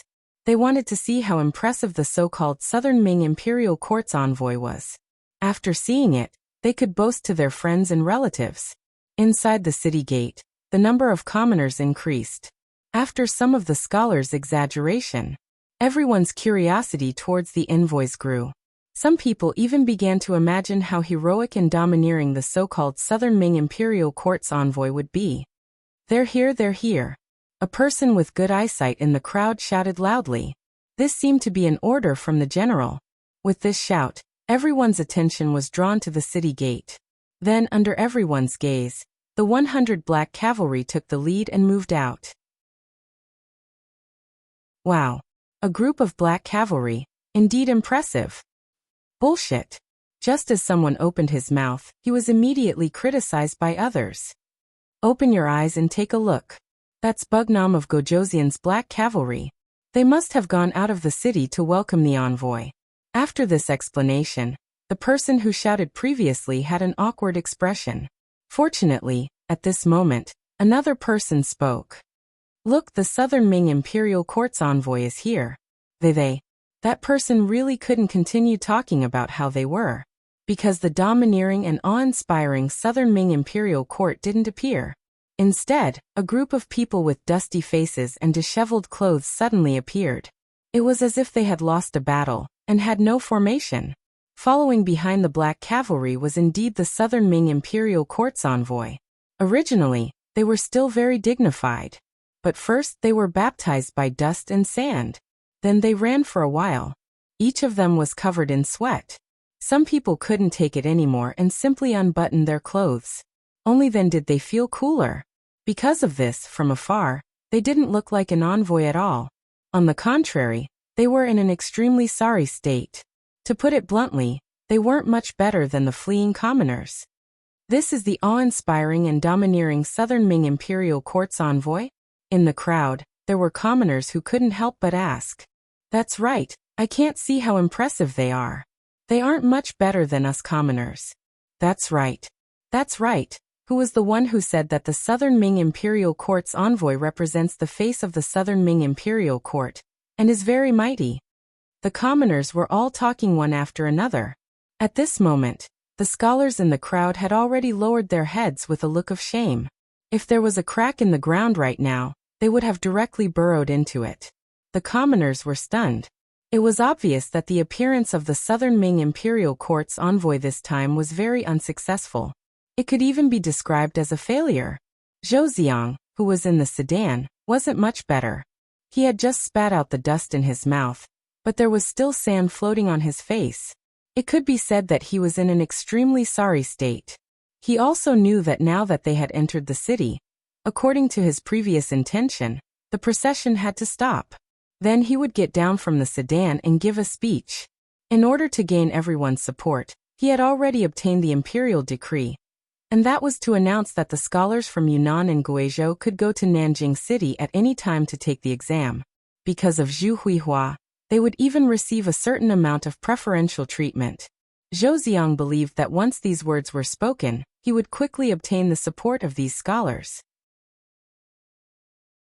As a result, Yang Qindong's position in the Southern Cloud Manor would be greatly shaken. At that time, he wouldn't be in the mood to think about solving the problem of Guangxi, and that would be the best time for him to negotiate. But all of this was disrupted by Ba Daojiang's welcoming ceremony. Right now, he absolutely couldn't get down from the sedan. Otherwise, wouldn't it be a disgrace? With no intention of getting down from the sedan, the envoy group quickly followed behind the 100 black cavalry. The other members of the envoy group also lowered their heads as much as they could. Clearly, they also knew that their current image was not good, and it was best not to see people. Ba Daojiang rode on his horse and looked at the reactions of the commoners and the envoy group. He nodded in satisfaction. Then he took the lead and led Zhou Ziang to the relay station in the city. In order to accommodate the 1,000 people of the envoy group, the surrounding courtyards of the relay station were cleared. It was enough to accommodate them. Seeing that many 5-star army soldiers were leaving the clean courtyards, Ba Daojiang cupped his hands and said to Zhou Ziang, "This is the relay station. You must be tired from the long journey, so rest for now. Right, the security in the city isn't too good right now, so it's best if you don't go out. Otherwise, if something happens, no one will be responsible." Aha! After saying this, without waiting for Zhou Ziang to ask anything, Ba Daojiang spurred his horse and led the black cavalry into the distance. Zhou Ziang opened his mouth, but in the end he had no choice but to swallow the words he wanted to say back into his stomach. Originally, Zhou Ziang wanted to ask when he would be able to see Bugnam of Gojoseon, but after thinking about it, since he was already here, why would he be afraid of not being able to see Bugnam of Gojoseon? Thus he decided to take a good rest first. The most important thing was to wash up properly. Speaking of which, his body was currently covered in sand and dust, which was very uncomfortable. After leaving the relay station, Ba Daojiang returned to the Three Provinces King's mansion and reported to Yang Qindong. "And you did well. Have the other matters been arranged?" Yang Qindong had already heard about Ba Daojiang's actions. When he thought of the Southern Ming Kingdom's envoy group's disheveled appearance, he couldn't help but feel a burst of laughter. "Young master, everything has been arranged. Some of the veterans disguised as commoners are strolling outside the relay station. As long as these people dare to come out, they will definitely be taught a lesson." Ba Daojiang chuckled. Those veterans were masters who killed without batting an eyelid. If the Southern Ming Kingdom's envoy group really didn't listen, then a few people would really die. Chapter 1602. As for whether the Southern Ming envoys would pursue this matter? What's wrong? I've already told you that the security in the city isn't good, and there are many bandits, but you didn't believe me. Who can you blame for this? While Ba Daojiang was still thinking about these matters, Yang Qindong had already opened his mouth. "Let's put the matter of the diplomatic mission aside for now. Inform Commander Tian Hu that he can bring his troops into Guangxi. If anyone resists, beat them until they submit. The 2nd Regiment will assist them on this matter. Oh right, before you go, don't forget to bring the royal proclamation written by Zhu Huiyan." Yang Qindong had no intention of negotiating with the Southern Ming Imperial Court. At least, not when it came to Guangxi. This time he had taken the risk to enter Yunnan Prefecture for the rights to govern the 3 provinces. Now that he had won, the 3 provinces should belong to him. Even the Southern Ming Empire couldn't stop him. Besides, why would the King of Shiping attack him? Without the Southern Ming Empire's agreement, would he dare to do so? Since the Southern Ming Empire wanted to play dirty, he didn't mind showing off his skills and letting them know his strength. This was what they meant by, "I'll reason with you, and you'll play dirty with me." Since that's the case, when you want to reason with me, I'll show you my fist. Xiqing Prefecture. As one of the borders between Guangxi and Yunnan, on this day, a large number of 5-star armies suddenly appeared outside the city. When the soldiers guarding the city saw this scene, their expressions changed greatly, and they went to inform the prefect, Wang Bang. Wang Bang was a grand scholar, but his ranking wasn't high. Later, it was because his family donated money and the Southern Ming Empire was in need of people that he was able to get this job. Before this, he was just a small official. This time, it was because of his relationship with Zhou Ziang that he was able to get such a good job as the prefect. As soon as he ascended to the position, Wang Bang's greedy and perverted side was revealed. First, after entering the city, he invited all the nobles and villagers to a meal and obtained many benefits. Following that, all the young ladies in the city had married 3 concubines in a short span of a few days. It could be said that he was radiating a second spring in his life. When the servants came to report the news, he was in his own bedroom teasing 3rd Madam. The shout from outside almost made him impotent. In his anger he couldn't help but curse. "Who is it? Don't you know that this official is doing something important? Why bother me?" Sir, something bad has happened. There are a lot of 5-star army outside the city. It seems like they are going to attack the city." The messenger shouted anxiously. 5 what? The room was silent for a moment, followed by the sound of clothes being put on. Wang Bang quickly put on his official uniform and walked out. He stared at the informant and said, "Say that again." "Sir, there are many cavalrymen from the 5-star army outside the city. It seems that if we don't open the gate, they will attack." What is this Bugnam of Gojoseon trying to do? Is he openly declaring war on the southern Ming dynasty? Has he ever considered the consequences? Wang Bang yelled in an attempt to intimidate others. However, he felt that there were no outsiders here, and shouting like this would not have any effect. Thus he stopped talking and walked out. "Let's go and take a look. This official wants to see who has the guts to do this." Wang Bang was really angry. At this moment, his anger was overflowing. He wanted to have a good talk with the 5-star army. The reason why he had such an attitude was because he was not afraid of the 5-star army. Speaking of which, when Wang Bang was working in the Nanjing government, he had heard a bit about the 5-star army. However, because Zhu Qizhen intentionally downplayed the 5-star army's influence on the southern Ming dynasty, unless it was a high official, ordinary officials and commoners didn't think that the 5-star army was that powerful. Especially in these years, the 5-star army had been supplying large amounts of food to the southern Ming dynasty at a very low price. This caused people to interpret it as the 5-star army being afraid of the southern Ming dynasty, which was why they were doing this. This made many people feel good about themselves. Wang Bang was one of them. He always felt that he was a member of the southern Ming dynasty, and the 5-star army was just Bugnam of Gojoseon's army. No matter how powerful this person was, he still had to look up to the southern Ming emperor. Since that was the case, what was there to be afraid of? It was with this thought in mind that Wang Bang personally went up the city gate tower to face the 1st Cavalry Army and the 2nd Division of the Lungfeng Army. Wang Bang climbed to the top of the city gate tower and looked up. He could see the scene of the 5-star army forming up outside the city. When he saw that the other party was about to force their way into the city without opening the city gate, the big-hearted magistrate Wang directly stretched out his right hand and pointed with his right index finger while shouting, "Are you the 5-star army? Don't you know that Sea City belongs to the southern Ming dynasty? What do you want to do? Do you want to offend your superiors?" Tian Hu and Division Commander Xiaofeng were chatting at the bottom of the city gate. It was just a small Sea City prefecture. They didn't care about it at all. In their opinion, as long as the people guarding the city weren't stupid, the most they should do was open the gate and surrender when they saw them. In the past, when they faced other ferocious foreign races, didn't such things happen often? No matter who you were, when you were faced with tyrannical strength, the only thing you had to do was to lower your head. Only then would you be able to continue living. It was precisely because they were too optimistic that when they saw Wang Bang pointing at them and shouting angrily, "Tian Hu, Xiaofeng," and the others were stunned. After a while, Tian Hu couldn't help but say, "Who the hell is this? Why does he feel so good? Isn't he afraid that we won't say anything? How dare he provoke us?" In Tian Hu's eyes, anyone who dared to criticize the 1st Cavalry Army in front of him was a serious provocation. There was nothing to say to such a person. There was only one word to say: beat him. Beat him until he submitted.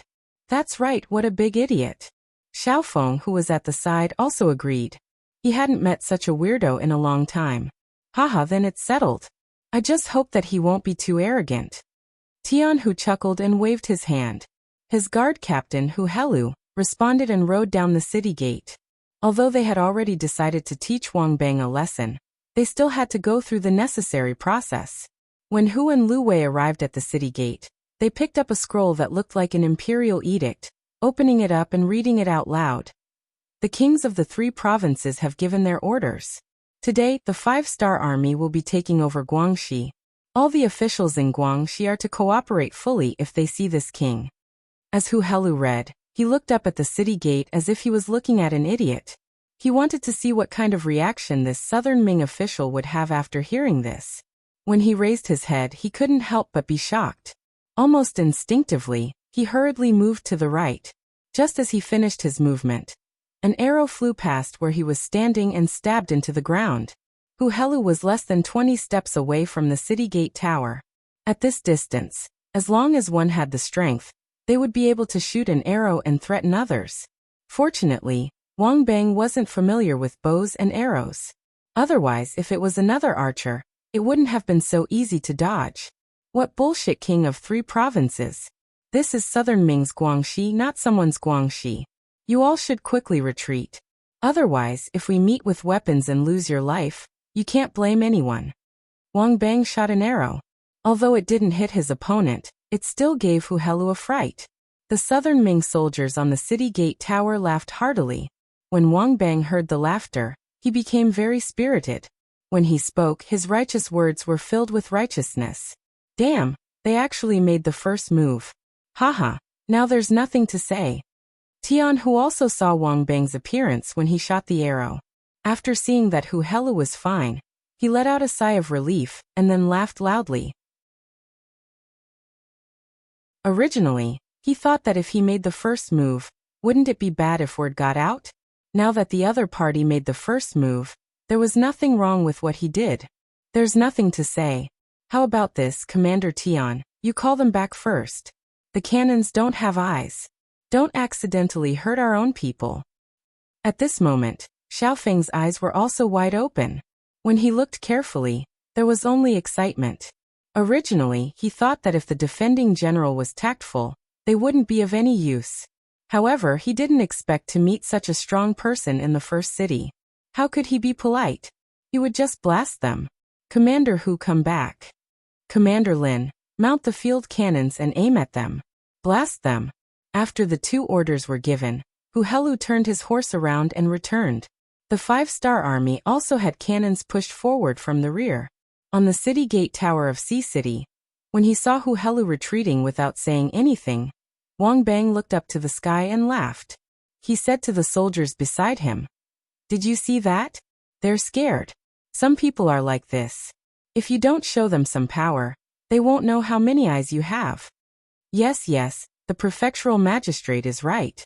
The prefectural magistrate is mighty. Ha ha.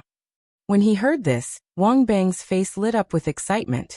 At this moment, it was as if he was possessed by the god of war. He even thought that if his actions were to spread to the Southern Ming Dynasty, he would definitely be rewarded. He laughed to himself and thought about his beautiful future. Suddenly, someone beside him said, "My lord, look. What are they doing?" Following the direction of the finger, 10 field cannons were pushed out and pushed to the front line. The west gate of Sea City was also within the range of the cannons. There was a saying that the truth of the great Ming Dynasty was born from everyone's bickering and bragging in the imperial court. The truth of the world was always within the range of the cannons.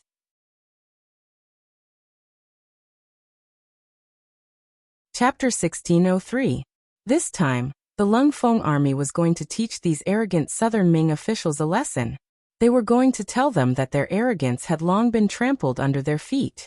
To deal with them, they only needed to fire the cannons and everything would be over. Fire! When the 10 field cannons were ready, Artillery Battalion Commander Lin Luan gave a shout and the 10 cannons roared in unison. Beams of light flashed and drew a beautiful arc in the air before landing on the city wall of Sea City opposite. At this moment, Wang Bang was still standing there with his hands on his waist and an arrogant look on his face.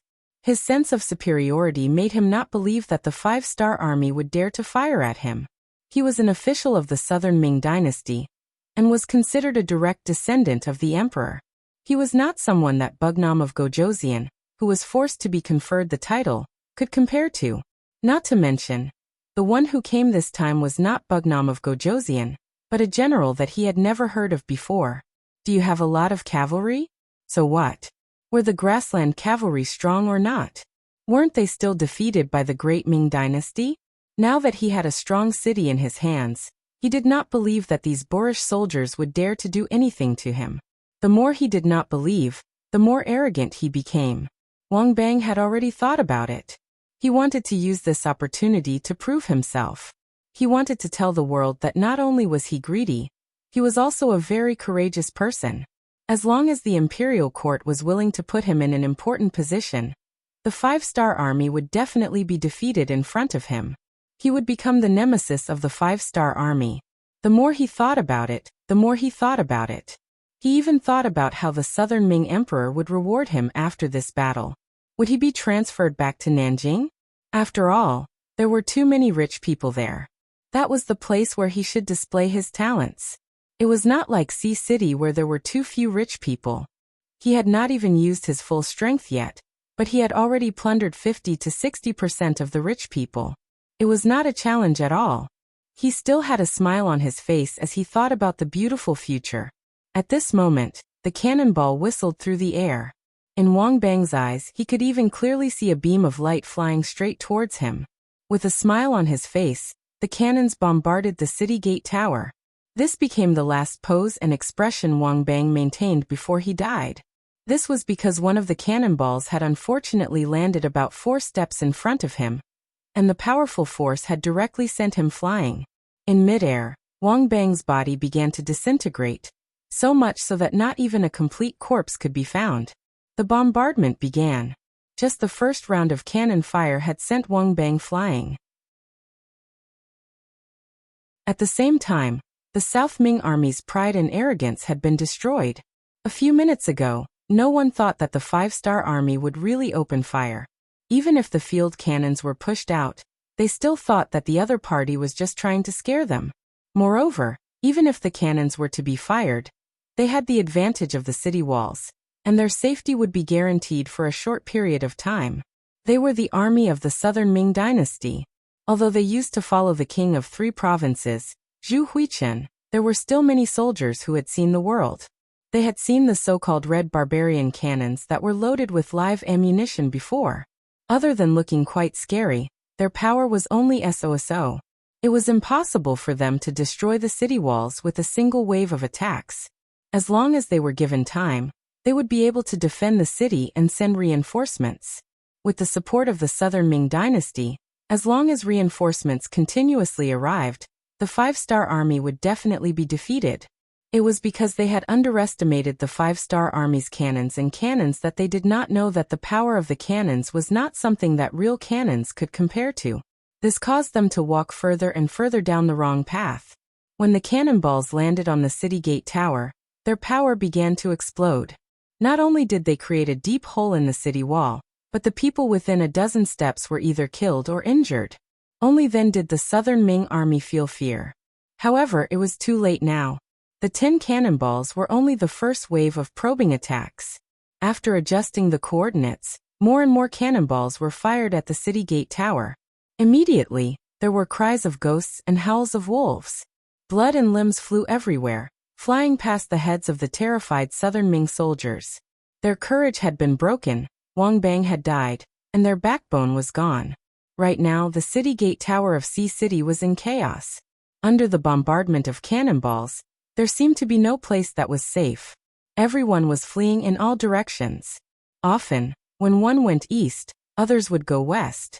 However, in the end, they were all in the relatively limited area below the city gate tower. In the chaos, the generals could not find the soldiers, and the soldiers could not find the generals. Even if they wanted to resist, it would be futile. It was during this chaos that the 2 cannons lowered their muzzles and began to fire at the west gate of Sea City. At this moment, Tian, who had told Division Commander Xiaofeng to organize the world's first cavalry army and prepare to charge. Not only that, behind the world's first cavalry army, Meng's 2nd Division and Meng 3rd Division were also prepared to enter and clean up the battlefield. This time, in order to intimidate the Southern Ming, Yang Qindong had sent out 3 armies and 1 division. It could be said that he had made ample preparations. With such a powerful military advantage, even if the Southern Ming really wanted to shed all pretense of cordiality, he would not be afraid of them sending an army. Under the ferocious bombardment of the field cannons, the city gate was blasted open in just a few hits. Then, the cavalry of the world's #1 cavalry army charged forward and rushed into the city through the blasted open city gate. They did not expect the 5-star army to attack so decisively and enter the city so quickly. The Southern Ming soldiers inside the city were not prepared at all. Only a few soldiers guarding the city gate resisted. However, in front of the world's first cavalry army, their actions were like small boats in front of a tsunami. After the first wave passed, they did not have the ability to make any waves. Sea City was broken. From the beginning of the attack to entering the city, not even an hour had passed. The so-called strong city was broken just like that. After the news spread out, the faces of everyone who heard it greatly changed, especially the officials and generals of Guangxi. Their faces were unsightly. They were thinking, if the main force of the five-star army came, what should they do? The conquest of Guangxi was still ongoing. It was not something that could be solved in a few days. After handing the matter to Tianhu and Xiaofeng, Yang Chendong did not take care of it anymore. Instead, he began to deal with the matters of Yunnan and Guizhou. Previously, he had given the authority of the two places to Yao Yingjun, and the other party had gladly accepted it. Moreover, he quickly arranged for people to bring Zhu Lian, who was also the Eternal Victory Princess. After being completely integrated into Yangxie, this title naturally became history and would not appear again. To the Southern Cloud Manor. He was using another method to show his loyalty to Yang Hodong. See, I even brought my family over. There is nothing to worry about. The sixth young master can also completely trust me. Regarding Yao Yingjuan's actions, Yang Chendong was naturally satisfied. It was because of this that he decided to stay for a while and properly train the other party to see if this person was suitable. After all, Yao Yingjun had always been doing intelligence work. Although he later led troops, he did not make too much of a name. Just like this, Yang Chendong stayed and helped Yao Yingjun come up with plans. Yang Chendong adopted a three-step policy. First, he sent out the new army and the Russian division, a total of nearly 100,000 people, to attack the remnants of Yunnan and Guizhou. This included some mountain bandits who were usually kings of the mountains. If a place wanted to develop, the problem of public security must be solved first. If one's personal safety was not guaranteed, how could one attract others? Regarding this matter, Yang Chendong also gave instructions to Commander Su He and Division Commander A Huli before they left. This time, the opponents were mostly Han people, so they should not be killed unless the leaders were severely punished for their crimes. The others could be spared and promised to be given good land. When they returned to their ancestral homes, they could wait for their land to be distributed. As long as the people had an environment to rely on, not many people would really rebel. After all, those who rebelled could be beheaded at any time. The purpose of the rebellion was to survive. Even if they could live a good life as an ordinary citizen outside, why would they take such risks and risk their lives? Remember, you can't be careless. Especially pay attention to Mukong. As a native of Yunnan and the eldest son of the king of Shiping, his whereabouts are unknown. No one knows what he will do. This time, no matter who it is, capturing Mutsong will be a great achievement. After Yang Chendong gave a few more instructions, he sent the two generals out of the manor and let them do as they pleased. The second step of the 3 steps was to seize the time to distribute the land, borrowing the leftover prestige of Yunnan's 3 great families being dealt with. The new Yang faction officials who were transferred over from Crimson City all began to get busy. After coming to the 3 provinces' king manors to receive their appointment letters, they rushed to various towns and county capitals. In order to stabilize the local people, the first thing to do was to provide them with a better living environment. Only then would they crowd around you. Some of your decisions and policies would be faster and more powerful. In order to prevent collusion between officials and merchants, a large number of Yangxie's reporters were also arranged. Using the words Yang Chendong said to the dispatched officials, their actions would be watched. If anyone was found to be in trouble or tarnishing the image of Yangxie in the eyes of the people, they would be dealt with severely. Not only him, but those who recommended him as an official and other descendants of the 5 blessings would also be affected.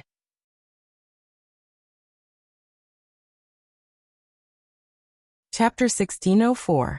In other words, if you were a piece of rat poop, you would spoil the entire pot of soup. A person could be hot-headed and not care about their own fate for their own selfish desires. However, it was impossible for a person to not care about the feelings of their loved ones. To be an official in Yangxie, the most basic requirement was that one's family background must be clean, and they must have enough relatives. For example, if an orphan suddenly appeared out of nowhere, it would not be a problem for you to join the army. However, if you wanted to be an official, it would be impossible. This was a hard and fast rule that Yang Chendong had requested. Being an official for 1,000 miles was only for money. This was a rule that had been passed down for thousands of years by the ancestors. There must be a reason for it. Yang Chendong did not want to test people, and he did not have the time to do so. Because of this, it was better to take advantage of these people's weaknesses. As long as all the officials had scruples before doing anything, they would not dare to take risks easily. This would greatly reduce the crime rate of the officials. Because of the implementation of this set of policies, the integrity of the officials in the Yang faction had never been a problem. Perhaps there were some mediocre officials who did not do anything, but there was no one who was greedy. This was the result of Yang Chendong making use of family and friendship to make an issue out of it. Speaking of which, the officials who were appointed were all very careful. Not to mention that if they really extended their greedy hands, it would bring bad effects to their loved ones. They might even destroy many people because of their own selfish thoughts. Just speaking of which, as Yang Xie continued to grow stronger, their future would also be incomparably bright. At this time, who would be stupid enough to take the initiative to destroy their own future? As for not being discovered when they did something bad? With the existence of Yang Xie reporters, if they did something bad, it would immediately be exposed. This was fully proven in other Yang Xie provinces. Who knew how many officials who were sent out had fallen into the hands of these reporters? With the example of those seniors, they did not dare to take the slightest bit of risk. As for bribing those Yang Xie reporters, forget about it. Those people were not in the same department as them. They were directly in charge of Bugnam of Gojoseon and Yang Chendong. As long as they performed well, they could even become officials in the future. With such a bright future, who would bow their heads for some money? In addition, the Yang Xie reporters had a rotation system and a patrolling system. Most of the time, the local officials could not figure out the true identity of the Yang Xie reporters in their territory. So how could they bribe them? When you finally managed to bribe one, but that person was transferred away and replaced with a new person, plus the existence of the patrolling reporters, this possibility became infinitely small, and no one dared to try again. The officials did not dare to be greedy. Instead, they wholeheartedly wanted to be good officials.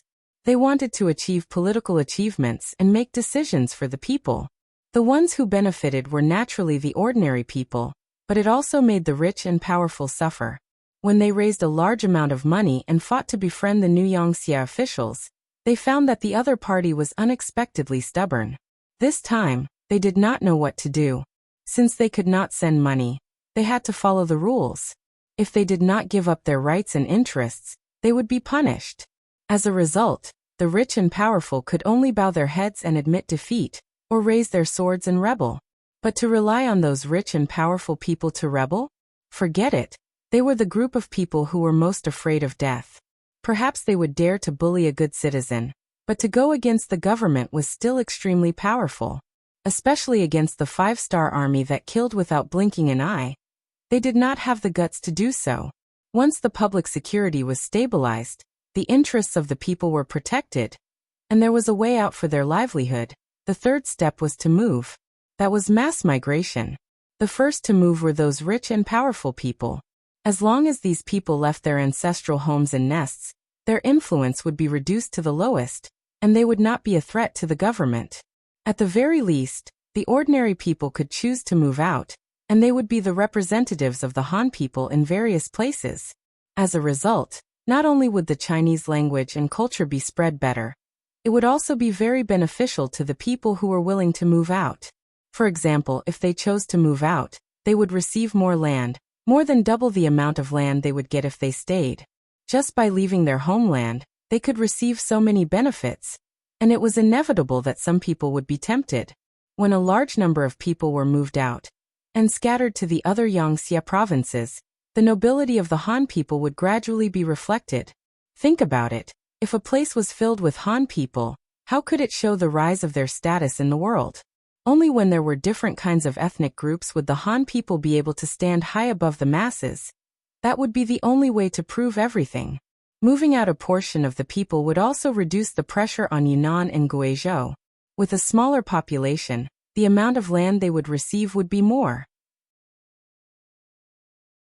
When the people had money and food, they would have more children, and the new Han people would spread to the other Yangtze provinces. This was like a virtuous cycle, and in the end, the Han people would spread all over the world and become the rulers of any place. Even if there was a day when the descendants of Yangtze did not live up to expectations, the country would still fall into the hands of the Han people. This was enough to make Yang Chendong feel gratified and satisfied. After the three-step policy was formulated, Yao Yingjun led a group of officials and began to get busy. Yang Chendong also did his best to help from the side. For example, with him here, the Yangtze provinces opened their doors to welcome the Han people and prepared houses, fields, and necessities in advance. If Yao Yingjun were to do these things, who knew how much time it would take to coordinate? Yang Chendong was very busy, and in contrast, Zhou Ziang was very idle. Ever since he came to Yunnan Manor, he first ate a face full of dust before entering the city. When he entered the city and entered the relay station, he cleaned up and wanted to see Bugnam of Gojouzian and Yang Chendong. He had been waiting for an answer. Zhou Ziang was someone that Yang Chendong wanted to meet, but not now. He wanted to wait until the situation in Guangxi was under control. However, Zhou Ziang did not know that. He was trapped in the relay station every day and did not know anything about the outside world. Right now he was thinking about how to meet Yang Chendong. In his view, the longer some things were delayed, the more disadvantageous it would be for him. At the very least, if the problem was not solved for a long time, how would the court look at him? How would Emperor Yingzong look at him? Would they say that he was too incompetent? At this moment, he was in the tiger's den, but Zhou Ziang was still thinking about the emperor's opinion of him. He was thinking about his own official career. It had to be said that he was really obsessed with being an official. In fact, Zhou Ziang was just a representative of the Southern Ming Dynasty's civil officials. The Southern Ming Dynasty's civil officials had the same name, but they cared more about benefits. The higher one's position was, the more famous one would be, and the more benefits one could obtain. This made countless people think of ways to climb up the ranks. Sometimes, in order to attract the attention of others or the emperor, they would even do things that would leave others dumbfounded. They did not hesitate to impeach each other. In short, the court was often a mess. If they wanted to do something good, they would have to face all kinds of resistance and trouble. There was a saying in the future, being an official is good, being an official is good, wearing leather shoes and a watch. However, compared to the officials of the Great Ming Dynasty, the difference was still too far. For example, as long as a scholar passed the county examination, it was proof that they had entered a privileged society. They did not have to pay taxes, and they also had the right to not kneel when they saw an official. If they were more powerful and passed the county examination, then they would have the power to own a large amount of land and servants. All kinds of privileges would constantly come to them. Moreover, they did not have to pay taxes to the country. Over time, when the number of people in this group increased, they would own nearly half of the world's wealth with a few people. At that time, it would be easier said than done for the country to become rich and powerful. If they wanted to reform, then they would have to face the attacks of these people. It would be impossible not to fail. Zhou Ziang was one of them. He was one of the people who obtained benefits. However, his heart was bigger than those people. His goal was to continue to climb up. In order to achieve this goal, he had to first meet Yang Chendong. In order to achieve this goal, he first gave money to the Yangtze staff at the relay station. Unfortunately, there were clear rules. These staff did not dare to accept money. Did they not want to live? Bribery was not an option. Zhou Ziang sent people out of the relay station to take the initiative to look for clues about Bugnam of Gojouzian. He wanted to see the real person through his own efforts. However, he had forgotten Ba Daojiang's warning. When the people of the diplomatic mission walked out of the relay station, they were quickly beaten up by the hooligans who looked at them. They walked back with bruises all over their faces. Because of this matter, Zhou Ziang vented his anger on the staff of the relay station. However, the result was that the current Yunnan Manor was not peaceful. He had already told them not to go out casually, but they did not listen. Who could they blame? If not even one person could leave, how could they talk about meeting Yang Chendong? Zhou Ziang sighed. He had no choice but to wait bitterly. Zhou had no choice. He did not know what had happened in Guangxi. However, in Nanjing Manor, the capital of the southern Ming dynasty, the news had already spread. Because of this, the ministers were stirred up into a pot of porridge. The 5-star army and the 3 provinces army had started a war. When they heard this news, the southern Ming dynasty still had the mood of watching a good show. In many people's hearts, this was simply a fight between 2 tigers. They only needed to sit on the mountain and watch the tigers fight. If the time was right, they would make a move to seize the benefits that belonged to them. The development of the matter was as they had expected. The 3 provinces army was indeed in chaos. What made them feel even more incredulous was that Bugnam of Gozhou and Yang Qindong actually believed the words of the 3 provinces King Zhu Huifu, and only brought 500 people into Yunnan Manor.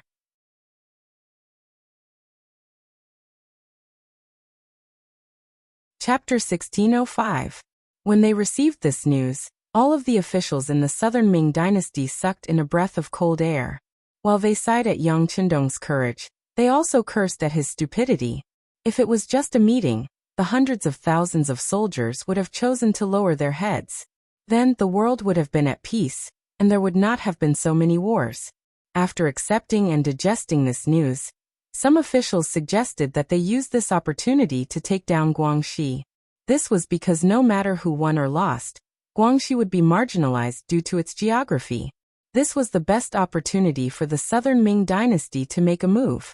Naturally, Zhu Qizhen also agreed to this. As such, he sent out Zhou Ziang. Sure enough, things went very smoothly.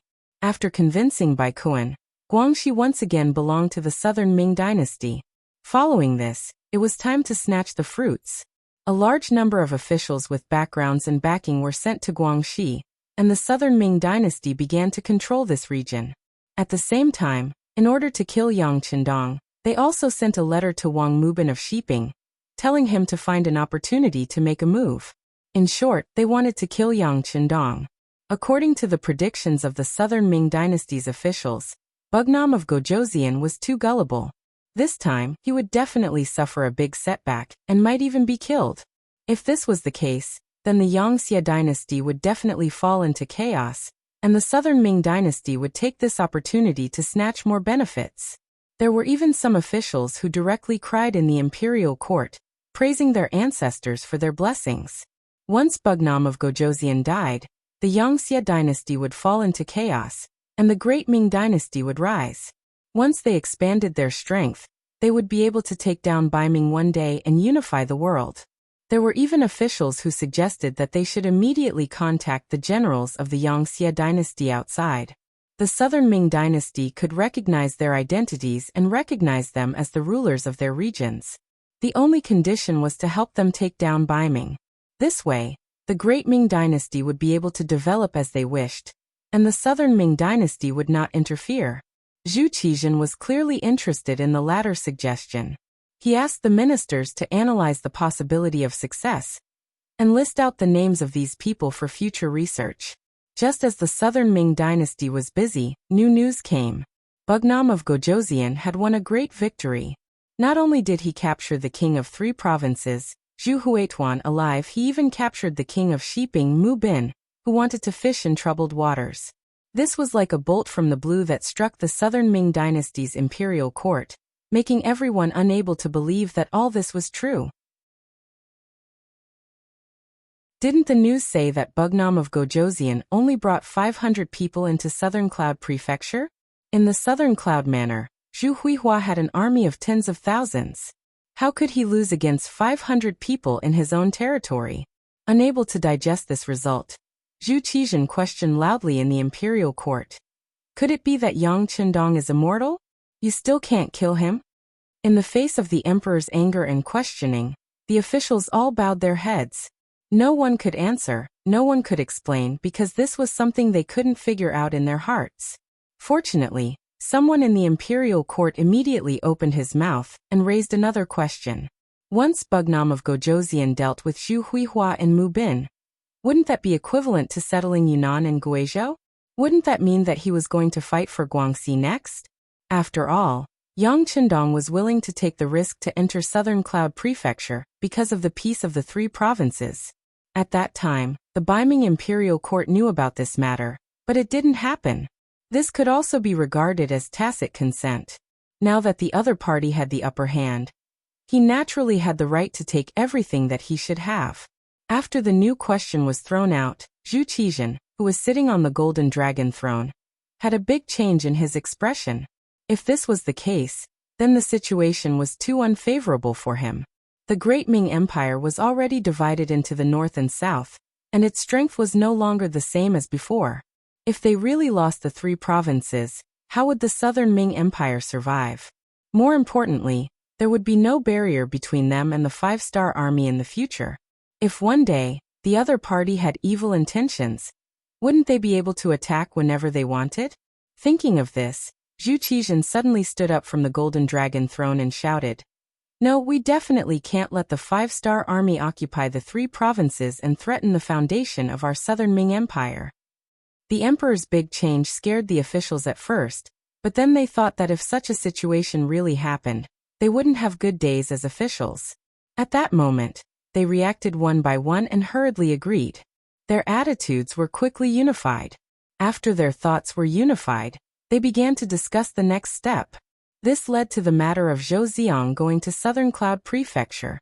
After all, he was at the front lines and was very familiar with the situation there. This was already a court meeting a month ago. This time, all the officials gathered in the throne room to talk about the matter at hand. That was, there had already been an urgent report sent from 800 li away. The five-star army had indeed sent out troops, and they had come from Yunnan to Guangxi in a rather unyielding manner. They had used force to blast open the gates of Sea City, and even the newly appointed magistrate, Wang Bang, had died in battle. When the news came, it was like a large dark cloud hanging over the heads of all the officials, causing their expressions to become quite unsightly. After receiving the news last night, Zhu Qizhen practically didn't sleep for the entire night. At this moment, his spirit seemed to be somewhat dispirited. Sitting on the golden dragon throne, his eyes were somewhat red as he asked below, "Sea City has been lost. This matter should already be known by all my beloved officials. Next, let's talk about the countermeasures." After saying this, Zhu Qizhen leaned his body against the golden dragon throne, looking very haggard. As an emperor, Zhu Qizhen's luck wasn't too good. When he first became the emperor, the Great Ming Dynasty had just experienced the golden age of Ren Xuanji's rule. Whether it was in terms of military or economic strength, the Great Ming Dynasty was strong. At that time, as the emperor, when he spoke, hundreds of officials would agree. How awe-inspiring was that? But all of this was blown away by the wind with the changes in the Tumu fortress. A great defeat in military history dealt a heavy blow to the Great Ming Dynasty's foundation. This young emperor had no choice but to move from the northern capital to the southern capital and establish himself as the emperor of the Southern Ming Dynasty. Even so, Zhu Qizhen still didn't admit defeat. He still wanted to work hard and one day fight back, unify the Great Ming Dynasty and return to glory. At that time, he was very grateful to Yang Chendong. If not for this person, he would have become Yeshen's captive in the Tumu fortress. He might even have lost his life. So at that time, he really treated this descendant of the Yang clan as an important official. But who would have thought that Yang Chendong was more than just an ordinary person? After leaving him, he first returned to Beiming and helped Dai Zong, Zhu Qiyu, fight a beautiful battle to defend the capital and expel Yeshen. After that, he came down south at Zhu Qizhen's request. After that, he established his own faction. Now it had developed into a faction that wasn't inferior to the Southern Ming Dynasty. In Zhu Qizhen's eyes, Yang Chendong's Yang Xie was only a faction that wasn't inferior to the Southern Ming Dynasty. It wasn't that he didn't want to look at all of this, but that the officials below him didn't tell him the truth. Or perhaps, those officials didn't know what the Far East was? What was the Ras Duchy? In their eyes, a Mongol tribe like Yeshen was already an incredible existence. As the saying goes, the ignorant are fearless. If one didn't understand deeply enough, they wouldn't be able to understand the strength of their opponent. But now, after the five-star army took down Yunnan and Guizhou, they sent troops to Guangxi. They even dared to openly oppose the Southern Ming dynasty. Only then did Zhu Qizhen feel the pressure. He clearly understood that the appetite of this Bugnam of Gojoseon that he personally conferred was huge. The ass decides the head. Since he was the emperor of the Southern Ming dynasty, he definitely wouldn't allow anyone to threaten him. This time, he gathered all of the officials so that they could come up with a plan for him. Most of the officials had already received the news last night. Even if they received the news a little slower, they still knew the whole story before the morning court. Other than cursing Yang Chendong's audacity in their hearts, they were also thinking of a way to solve the problem. However, the actions of the five-star army were truly unexpected. How could it be solved so easily? Now that the emperor asked this question, the officials couldn't think of a good way to deal with it. They could only shut their mouths.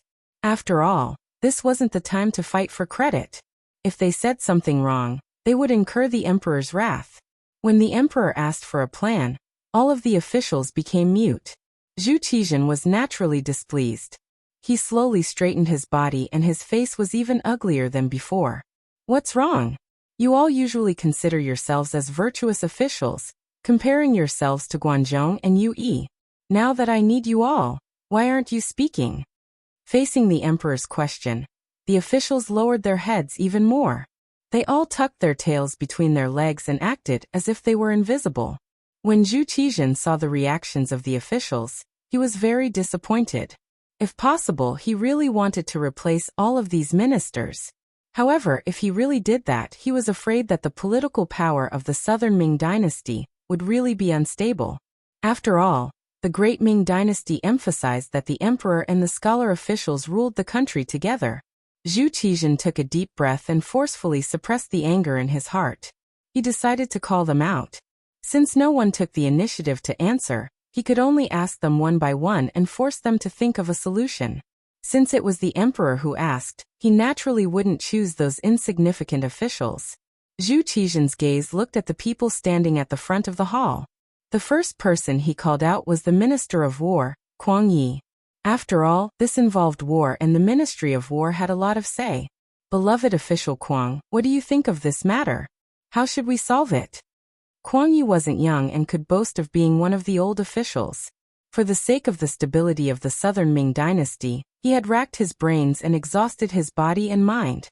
He had visited almost all of the Southern Ming dynasty's military stations at least once. He had even visited some places several times. He was definitely worthy of this title.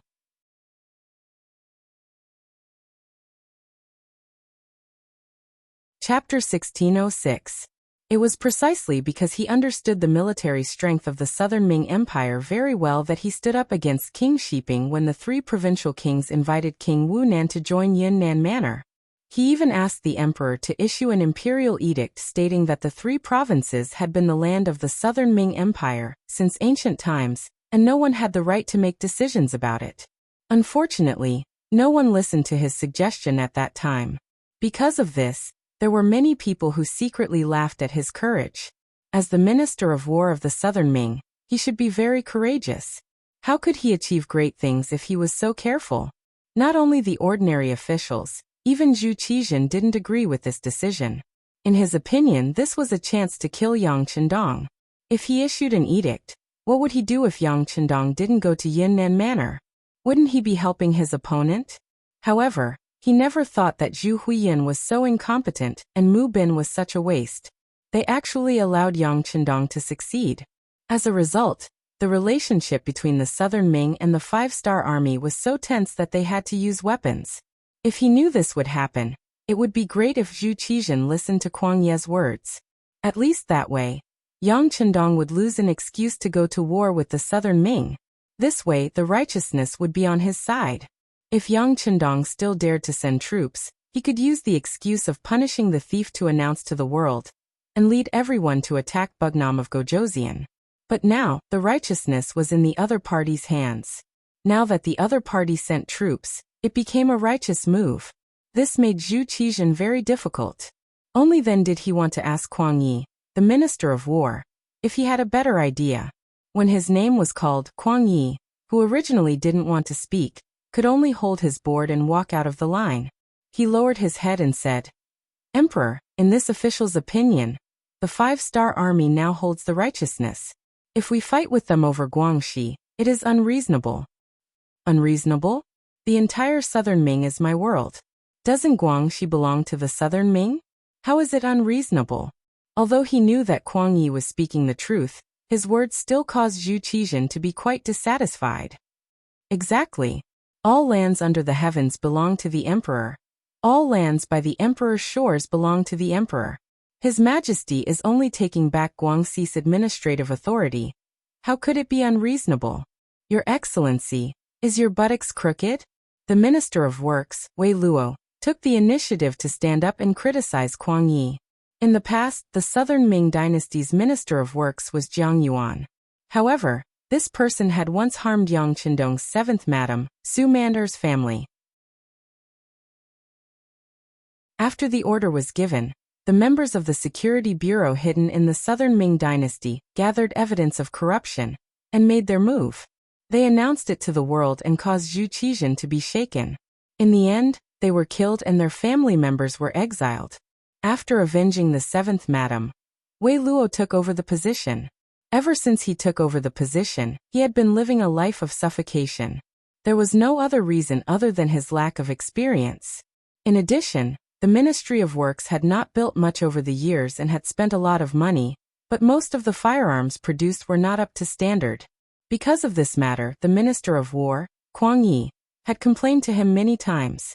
Now that he finally had a chance to use this opportunity, how could he give up on it? After hearing Wei Luo's words, Kuang Yi did not say anything. Instead, he shook his head and bowed to Zhu Qizhen before returning to his original position. He would not lower himself to the same level as Wei Luo. Wei Luo had relied on flattery and gifts to obtain the position of Minister of Works. In reality, he did not have any ability at all. It was precisely because there were too many people like him who did not care about politics that the Southern Ming Dynasty had not improved much over the years. Kuang Yi did not say anything, but his attitude was clearly expressed. Zhu Qizhen thought to himself, "Are we really going to give up on Guangxi?" With this thought, he could not help but shake his head. Then his gaze fell on the Minister of Revenue, Wang Zhua. As the Minister of Revenue, he was in charge of money. Wherever the Southern Ming Dynasty needed money, he would not be able to do so. Zhu Qizhen naturally would not ask about small matters. Now that he had asked, it proved that the money used was not small. It had to be said that over the years, the Southern Ming Dynasty's Ministry of Revenue still had some savings. Not to mention other things, just the amount of money obtained from selling those people to Yang, she was enough to fill up the national treasury for a time.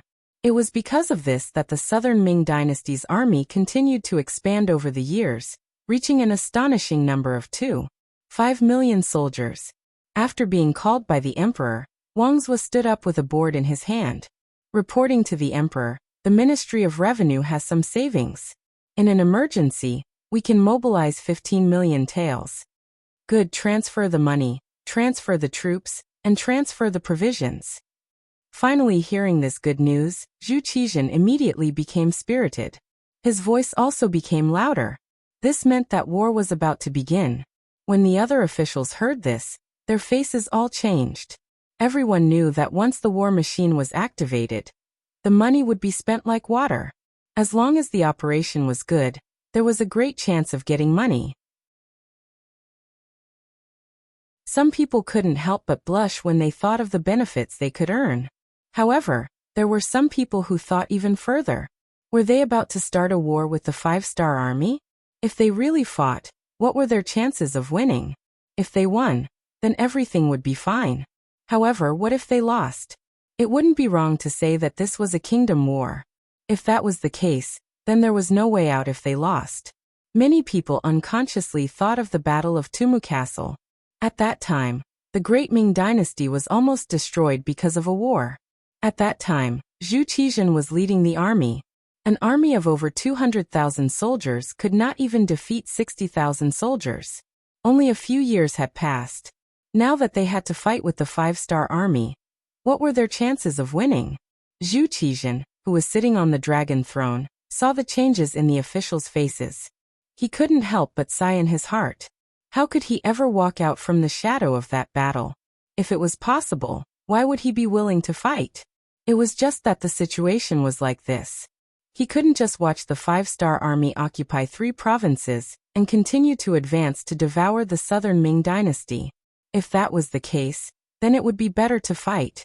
Naturally, when Zhu Qizhen asked about the money, it didn't mean that he was prepared for war. He was just preparing for a rainy day. As long as there was a slight possibility, he still didn't want a war to happen. Cough, my beloved officials, there is no need to panic. We are just making some preparations in advance. If Bugnam of Gojoseon is tactful and only occupies 3 provinces, then this war won't happen. In order to calm the officials, Zhu Qizhen spoke his thoughts. Whether it was the Great Ming Dynasty or the Song Dynasty, they all had a very common characteristic. They emphasized culture and suppressed martial arts. They liked to be ostriches. They buried their heads deep and only cared about their own lives. They only cared about the peaceful songs and dances in front of them. In their eyes, other than themselves, everyone else was barbaric. Everyone else was uncivilized and didn't know how to be polite. For example, fighting and killing was one of the signs of uncivilized behavior. As long as they could live a peaceful life, why would they care if other people were living in an abyss of suffering? This couldn't be said to be the mentality of all the officials, but the majority of them thought this way. Now that they heard Zhu Qizhen's words, everyone agreed. I believe that Bugnam of Gojoseon is also a reasonable person. After obtaining 3 provinces, he should be satisfied. This war won't happen. Your Majesty is wise. Your Majesty is wise. A group of officials reacted and scrambled to speak. In the imperial court, it was as if the emperor and his officials were of one mind. In this imperial court meeting, they decided to give up 3 provinces as the price to enter into peace talks with Bugnam of Gojoseon. Of course, the Ministry of Revenue and Ministry of War also began to prepare for war. After all, if the 5-star army took an inch and wanted a mile, then there was no way out. They could only fight. Zhu Qizhen was obviously not very satisfied with this result, so he left with a gloomy face. The most unlucky one was the Minister of Rights, Xie Chong. He was elected by the officials to be in charge of negotiating with Wu Nan. When he thought of Left Assistant Minister Zhou Ziong going to 3 provinces, and now no one knew whether he was alive or dead, he felt that the road ahead was a little bleak. The officials left one by one. Some shook their heads and sighed, while others had gloomy faces. However, there was one person who seemed to have a lot on his mind. After he walked out of the main hall, he didn't go to his office. Instead, he went straight to the eastern district of Nanjing's capital.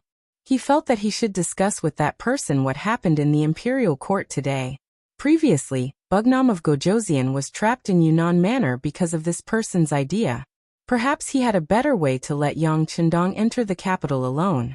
He looked around and didn't find anyone paying attention to him. He couldn't help but quicken his pace. If there was any progress in the work of the embroidered uniform guard in these years, the biggest credit would be to the person he was going to meet. In order to persuade this person to work for him, he didn't know how much effort he had put in, and how many years of planning. Finally, it was time for him to reap the rewards. If this person was discovered at this moment, then he would become the biggest sinner of the embroidered uniform guard. Chao Jixiang, after Zhu Qizhen arrived at Nanjing's capital, and became the South Emperor, publicly rebelled from Baiming. He was currently the factory manager of the embroidered uniform guard. In the entire group of eunuchs, his position was second only to the eunuch Qian Sengbao. Chao Jixiang, who was never willing to bow down to others, used the position of the embroidered uniform guard to do a lot of work.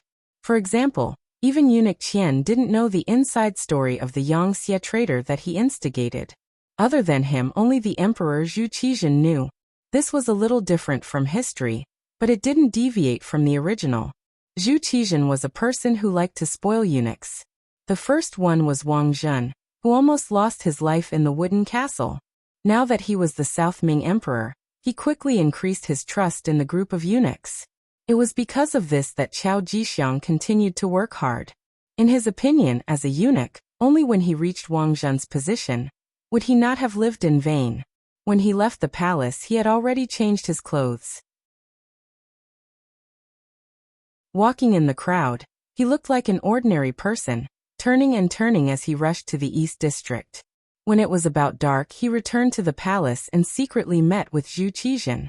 As for what he said after meeting the emperor, even the head of the eunuchs, Qian Sungbao, didn't know.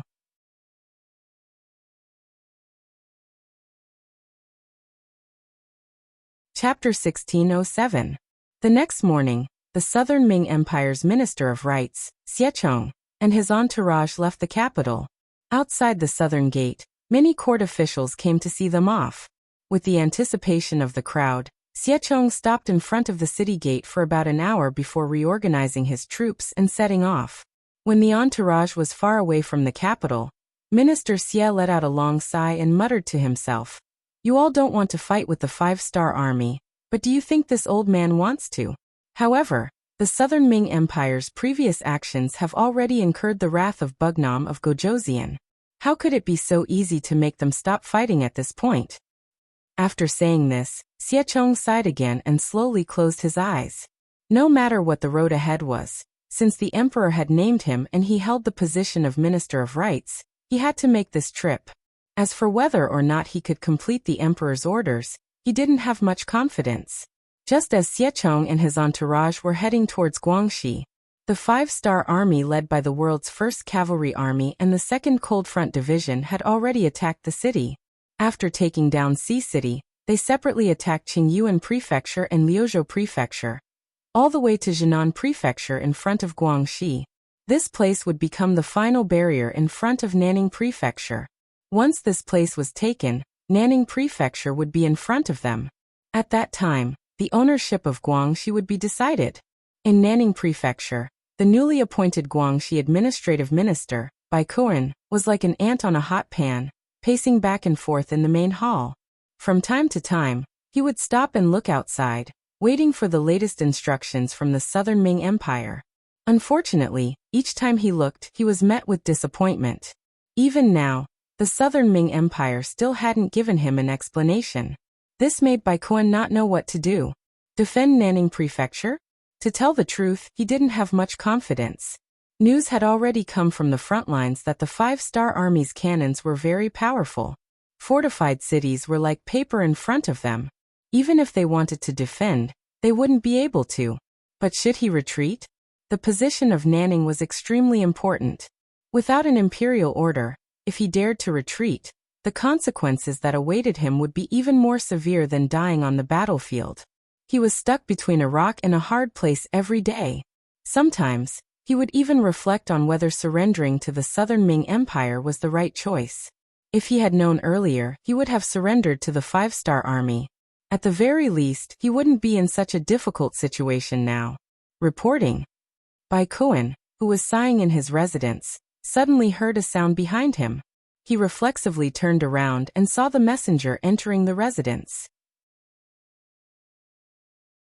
His face immediately lit up and he asked anxiously, "Is there a decree from the Southern Ming Dynasty?" Reporting to General, "That's not the case. It's news from the Suppressing Peace Prefecture.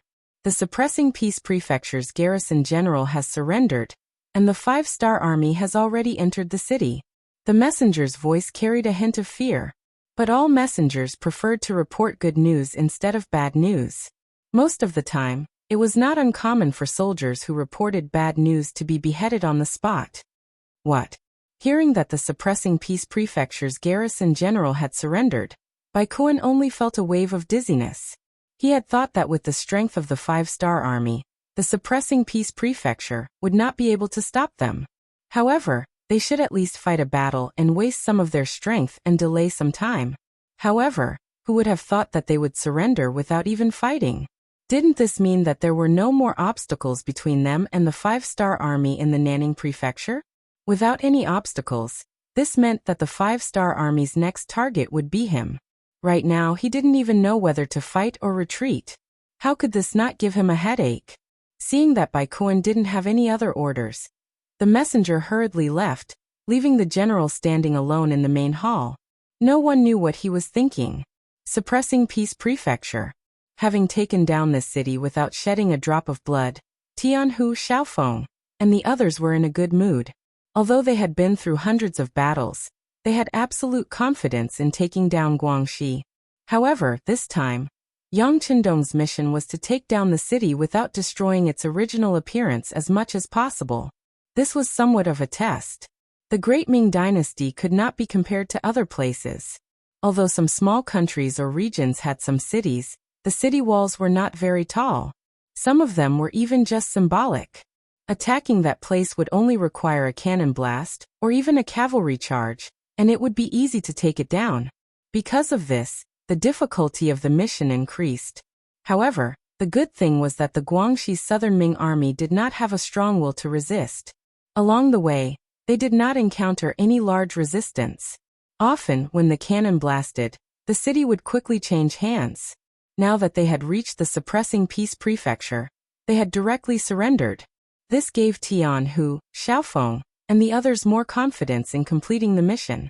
The two of them also discussed and decided to rest in the suppressing peace prefecture for a day. The day after tomorrow, they would set off for Nanning Prefecture. There might be a big battle there. Nanjing capital. The streets were surging with people, and all kinds of shouts could be heard on both sides of the street. It was very lively. It was not an exaggeration to say that it was a prosperous time. They were not affected by the war in Guangxi at all. It was as if they were people from two different worlds. This was naturally affected by the lack of information, but at the same time, it was also because the imperial court had deliberately suppressed the relevant information. After all, once the people's thoughts were in chaos, it would only cause more headaches for the imperial court. In a restaurant called Wangye Restaurant, the waiter was walking quickly. From time to time, he would shout out, such as what the guests at a certain table had ordered, or how much silver had been rewarded by a certain guest's luxurious mansion. To be able to open a restaurant that could accommodate hundreds of tables in the bustling city of Jingdu, it proved that the owner was not ordinary. In fact, the owner's strength was indeed not ordinary. His surname was Yang, and his name was Wuda. Yang, Bugnam of Gojoseon, Yang Qindong's fourth brother, and the current representative of Yang Xie's business in southern Ming. Regardless of which identity he had, it was enough to shock people, and they could not help but look up to him. Over the years, after following his sixth brother out of Baiming's capital, Yang had settled down in southern Ming. At first, he only developed in Fujian, but after entering Jingdu, he could not stop and stopped there. Yang, who held the power to decide the trade with Yang Xie, and had a large amount of goods, had always been someone that southern Ming merchants wanted to curry favor with. Often, in order to obtain more goods, these merchants would rack their brains to think of ways to curry favor with Yang. As time passed, Yang could not help but feel a sense of complacency.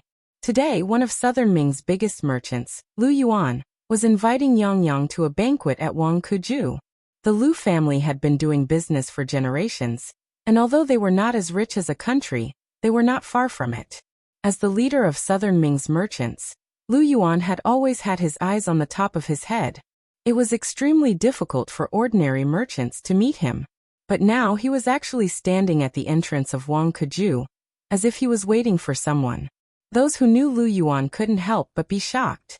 They wondered what kind of person could make the Lu family's clan head bow down to someone else. Could it be that it was a high official in the imperial court?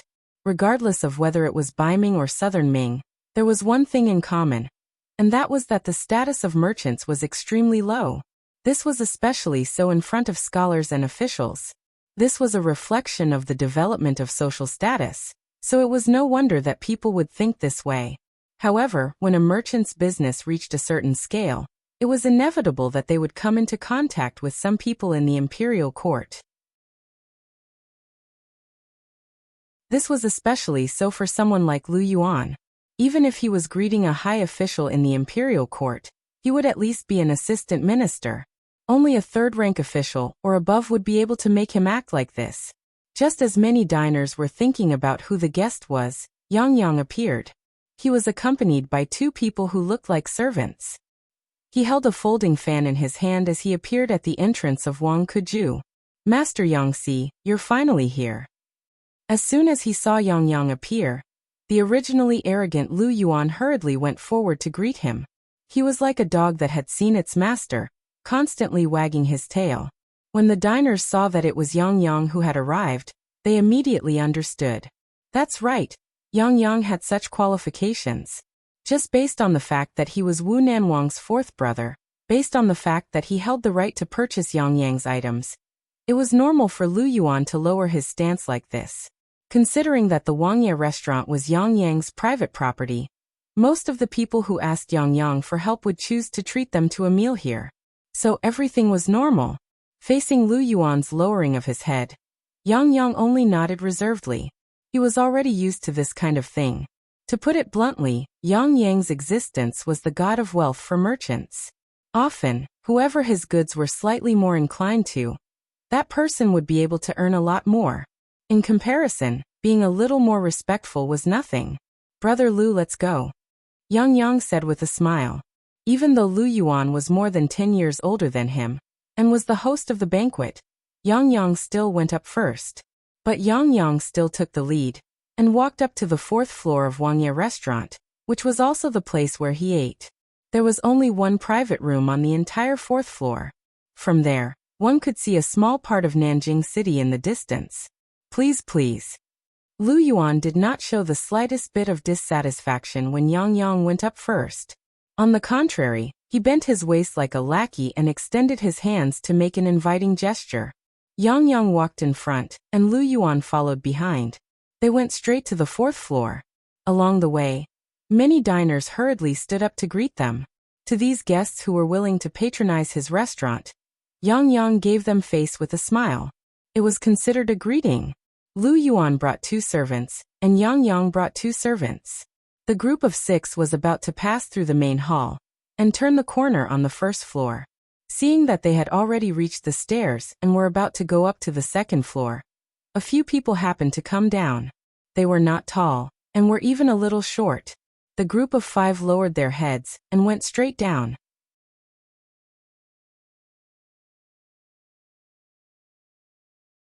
Chapter 1608. Suddenly, there were 5 people in front of them. One of the servants who came with Yang Yang instinctively walked to the front and put on a defensive posture. His main task was to protect the safety of the 4th master. He absolutely couldn't allow any accidental discovery. Yang Yang only frowned at the servant's rush and didn't say anything. He didn't think that there would be anyone who would harm him in his own restaurant. Moreover, he came to this banquet on a whim. Not many people knew about it in advance. Just as Yang Yang frowned, before his eyebrows could completely relax, a sword light suddenly flashed. The servant's body was already soaked in blood. Soon after, a line of blood spurted out from his neck, and the blood splattered about a foot high. The red blood was reflected in Yang Xi's eyes. Ah! Yang Yang screamed, and his body retreated as if out of instinct. Another figure also rushed out with this shout. He leaped in front of Yang Yang and used his body to block the 2nd sword attack. Once again, blood spurted out. The remaining servants' clothes were also stained with blood. The opponent's movements were too fast. Although the 2 servants who followed him immediately rushed out and lost their lives, they still couldn't block the opponent's 3rd sword attack. Moreover, the sword light flashed and directly slashed in front of Yang Yang's neck. The folding fan in his hand blocked in front of his chest. Several gusts of wind flew out and rushed towards the incoming assassin. This was one of Yang Yang's life-saving methods, the power of the folding fan. This wasn't an ordinary folding fan. It was a folding fan with hidden mechanisms. It could shoot out dozens of steel needles at the same time. If the distance was too close, these steel needles could penetrate the body and kill the assassin. The steel needles moved and flew through the air, piercing into the assassin who was completely unprepared. Immediately, the assassin's body trembled. Next, white foam came out of his mouth. Then with a plop he fell down between the stairs. And all of this happened in the blink of an eye. After a short period of time, Lu Yuan finally reacted and shouted, "Save him." Then he rushed towards Yang Yang. The folding fan in his hand was his last life-saving weapon. Now that he had used it, Yang Yang had no other way out. Lu Yuan was about to pounce on him, and out of instinct, he wanted to turn around and elbow him. But Lu Yuan's voice rang out. "4th Master, nothing must happen to you. Nothing must happen to you. After saying that, Lu Yuan exerted force and pressed Yang Yang under his body. It was also at this moment that a sword intent slashed down and struck him in the back. Under the powerful force, a trace of blood seeped out of the corner of Lu Yuan's mouth. Lu Yuan was using his life to protect Yang Yang. It turned out that in such a short period of time, the two attendants brought by Lu Yuan were also killed by the assassin. If Lu Yuan had not used his life to block the sword, the one who would have been injured would have been Yang Yang himself. None of the assassinations were effective, and the most likely attack was blocked by Lu Yuan's life. The 5 assassins became angry. They were all ninjas, and the best among the ninjas. Assassination was as simple as drinking water and eating in their eyes. But now, under the surprise attack, they didn't succeed. They couldn't help but feel a little anxious. The 5 of them shouted and jumped straight down the stairs. Because of the narrow stairs, they made the first move, which also made Yang Yang lose his vigilance. Because of this, 2 of his attendants died, and the 2 attendants brought by Lu Yuan also died. But also because of the narrow stairs, the ninjas' range of movement was limited, so they couldn't rush to Yang Yang who was rolling down the stairs.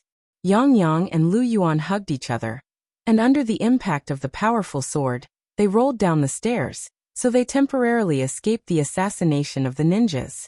As soon as they landed, more than a dozen people rushed to the stairs. They were all the staff of Wangye restaurant. Some of them were waiters, some of them were shopkeepers, and even some of them were kitchen staff. Wangye restaurant was Yang Yang's property, so the people here were naturally his staff. Now that the boss was in trouble, everyone naturally chose to rush out. Of course, this wasn't because Yang Yang was good to everyone, making them grateful to him and willing to face death. It was because everyone knew Yang Yang's identity. If he died here today, and they didn't save him, they were afraid that Bugnam of Gojoseon would know about this matter, and they would face a life worse than death. More than a dozen people rushed up and blocked the 5 ninjas. Yang Yang finally had time to stand up from the ground. Looking at Lu Yuan in his arms, his face was pale, and his body was cold due to excessive bleeding. He couldn't help but shout, Brother Lu, hold on, hold on." Yang Yang was still concerned about Lu Yuan's injuries.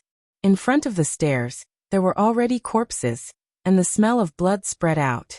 There were only a dozen people. Although they were tough, they were just relying on brute force. How could they be a match for 5 ninjas? Fortunately, as time passed, more and more people rushed up. To be able to become a famous restaurant in Kyoto, there were a lot of staff here.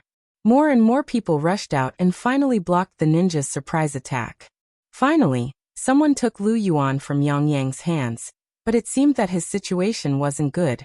Yang Yang, who was finally able to get up, reached out his hand and took out a Type 54 pistol from his waist. He opened the safety and fired at the 5 ninjas who were fighting.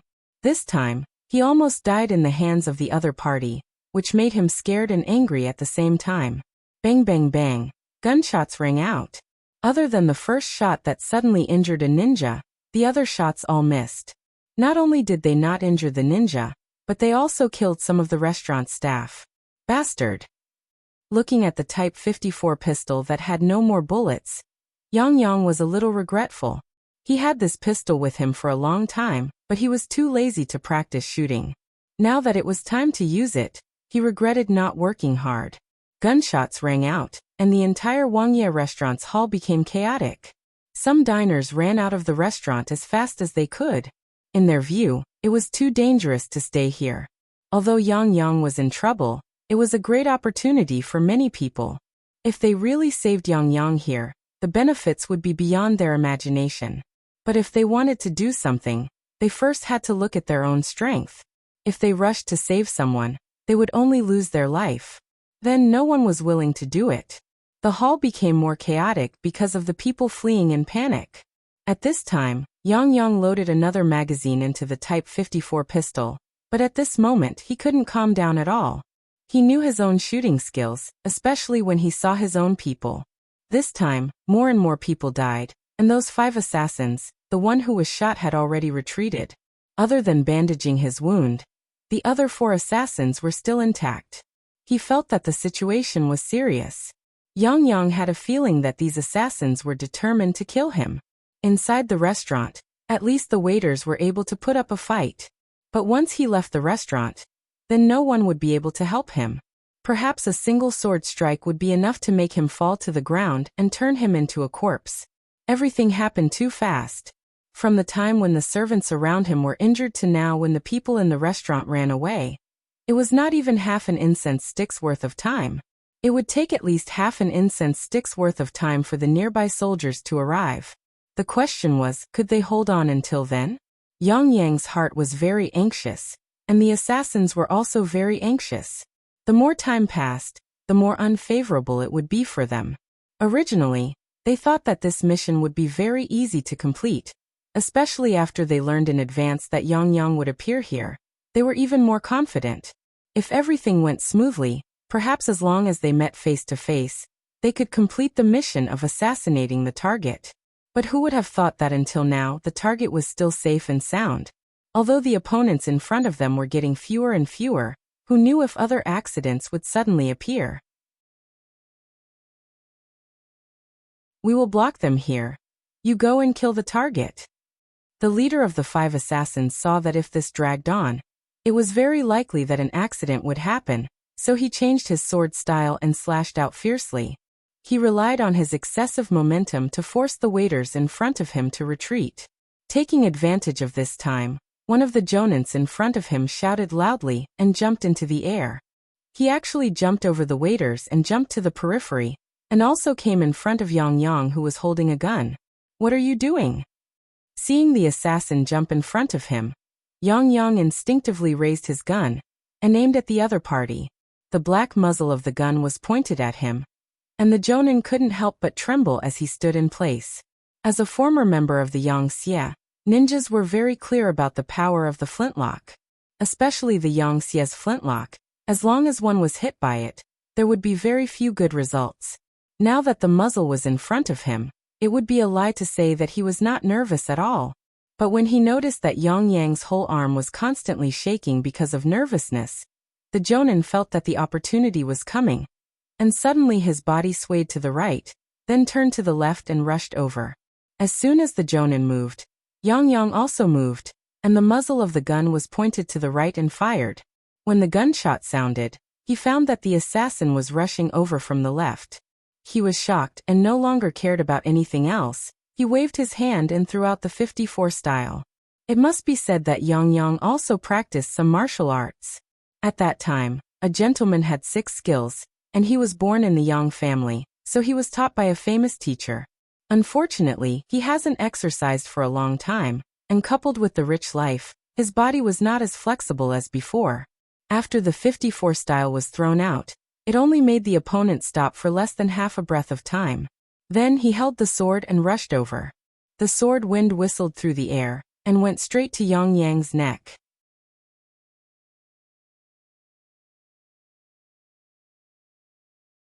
Chapter 1609. My life is over. After Yang Yang shouted, he closed his eyes. At this moment, he could even feel the piercing pain of the sword wind slicing through his throat. Dang! A crisp sound rang out. It was the sound of weapons clashing against each other. Then there was a gust of cold wind, followed by the sound of more weapons clashing. After waiting for a moment, Yang Yang found that he was not dead. He opened his eyes and saw Yang Lu blocking in front of him.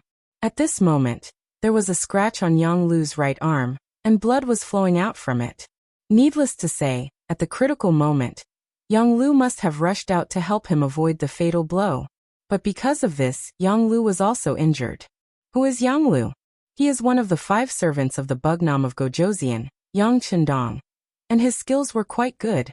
But later, because of some mistakes, he was sent to the southern Ming Kingdom by Yang Chendong, and was responsible for managing the intelligence here. In the eyes of many people, he was already a marginalized person. Because of this, he used to drink to drown his sorrows for a period of time, and his physical condition was far worse than before. Because of this, the moment Yang Lu fought, he was injured. How is it? Lu Zi, are you okay? Yang Yang hurriedly came forward, and asked with a trace of concern. Fourth master, this little one is fine. Yang Lu smiled at Yang Yang, and then his face flashed with a ruthless expression. He said to the butler Yang Ying and the others who followed him, all of you go together and kill these assassins. Right, try to leave them alive. After Yang Lu shouted angrily, he turned around and knelt down in front of Yang Yang. Fourth master, this little one just received the news and rushed over. I have frightened you. It's okay, you came at the right time. Yang Yang also sighed in fear. Fortunately, Yang Lu came in time. It seems that Yang Xie's intelligence network is indeed very powerful. He can even get information about an assassination attempt. Yang Lu came with dozens of experts from the intelligence department's action department. Most importantly, these operatives were all holding pistols in their hands, which was very impressive. No matter how powerful you are, can you win against a gun? Wouldn't it be 1 in 1,000 to be selected to join the operations division of the intelligence department? 1 in 100, 1 in a dozen, 1 in a dozen, 1 in a flower, 1 in a flower. Naturally, their marksmanship wasn't as bad as Yang Yang's. When they fired their pistols, 4 of the 5 Jonins were killed on the spot. The other one was only shot in the body because they wanted to keep him alive, but his vital parts were fine. Capture him alive and ask him who ordered them to do this. Seeing that the situation was settled, Yang Lu heaved a sigh of relief and shouted loudly, don't come over. The last remaining Jonin waved the ninja sword in his hand and placed it on his neck, threatening to kill himself if anyone came over. This action really made the members of the operations department stand rooted to the ground, not knowing what to do. Haha, you can save him once, but can you save him 10 times, or even 100 times? Let me tell you, since we have set him as our target, we will definitely kill him. Today, we were just careless. It won't be long before you die. I will wait for you on the ground, ha ha ha. After a burst of laughter and clamor, the sharp ninja sword in the Jonin's hand instantly cut his throat, and with a spurt of blood, he fell to the ground with a plop. When the members of the operations department walked forward, they found that the Jonin was no longer breathing. 5 assassins died just like that, without a single survivor. All of this was seen by Yang Yang's eyes. He should be happy, but he didn't know why at this moment. He didn't feel happy at all. Only the words that some people said before they died flashed in his mind. You can save him once, but can you save him 10 times, or even 100 times? Yang Yang couldn't understand who hated him to the bone and wanted to kill him. But he knew that this place was no longer safe. In other words, the entire Nanjing prefecture was no longer safe. Before killing the person behind the scenes, he must leave here and find an absolutely safe place. Then where would it be safer? Without much thought, the name of Resin City appeared in his mind. Yang Yang suddenly grabbed Yang Lu's arm and said, Luzi, immediately arrange something. I want to leave here. I want to go back to Resin City. Oh right, you have to personally bring people to escort me. This is no problem. But shouldn't we report it to the young master? Yang Lu revealed a difficult expression. No need, I'm his 4th brother. When we reach Resin City, I will tell him. Yang Yang shook his head. He didn't want to stay here for a moment longer. He just wanted to hurry back to Resin City, otherwise, he wouldn't even dare to close his eyes and sleep. All right. Yang Lu could only say reluctantly. After all, Yang Yang was the young master's 4th brother, and was also one of his own masters. As a servant, he could only obey unconditionally. Yang Yang left, and Yang Lu brought over 100 members of the intelligence department to protect him. They went straight to Fujian. There was a ship specially sent to Resin City. It was also the nearest way home. Although he had left, what he left behind for the Southern Ming Dynasty was a mess. There was no need to talk about Yang Lu's identity. Luckily he didn't suffer any injuries, otherwise he really didn't know how to explain it to Bugnam of Gojoseon. The current situation was already a little tense, and the development of the situation had greatly exceeded the expectations of the Southern Ming. If a war really broke out now, how could the Southern Ming that wasn't fully prepared be their opponent? Perhaps a war would break out one day, but it definitely wasn't now. Hence, Yang Lu's problem at this time was indeed a headache. From the report of the genie guards, the 5 assassins were all dead, no one was alive. The Southern Ming imperial court was even more depressed. It would be better if they caught the real culprit. It would be best if they could interrogate the mastermind. That way, the Southern Ming would be able to remove themselves from this problem. However, the problem now was that the assassins were all dead, and the identity of the culprit had become a mystery. If this pot of shit wasn't handled properly, the Southern Ming imperial court would have to bear the responsibility. Investigate carefully and find out who did it. The Southern Ming imperial court isn't afraid of trouble, but we definitely won't be casually used by others. Ingzong Zhuqizhen gave the order, and the genie guards in the city immediately moved. However, facing an extremely well-organized assassin organization, how could it be so easy to find the mastermind? In the end, after investigating, they still couldn't find any clues. Yang Chendong also received a telegram from the Security Bureau 4 hours after the incident. Someone wants to harm fourth brother? Yang Chendong suddenly stood up, his entire face terrifyingly cold. Dragons had reverse scales, and one of Yang Chendong's reverse scales was his family and loved ones. Investigate the ins and outs of this matter clearly. I want to know all the details of this matter. Yang Chendong was angry. The pitiful one was the head of the Security Bureau, Yang San. After he received the order, he immediately decided to set off for the Nanjing Imperial Court. However, before he left, he reported a clue that he had just found to Yang Chendong. Young master, we have a new clue about the transmitter of 9826. Nanning Imperial Court. Bai Kuan stood on top of the city gate tower, wearing a suit of armor. In the past 2 days, after countless psychological struggles, he finally made a decision before he received the Southern Ming Imperial Court's decree. That was to fight against the 5-star army. There was a high possibility that he would lose this battle, but he still had to do it. Since he had already surrendered to the Southern Ming Imperial Court, he could only walk this path to the end. He had once surrendered to the Southern Ming Imperial Court from the 3 Provinces Army. If he surrendered to the 5-star army from the Southern Ming Imperial Court, wouldn't he be like Lu Bu, a slave of 3 surnames? Think about it, Lu Bu was the #1 general during the 3 Kingdoms era, but what good end did he have at that time? And what good reputation did he have today? No.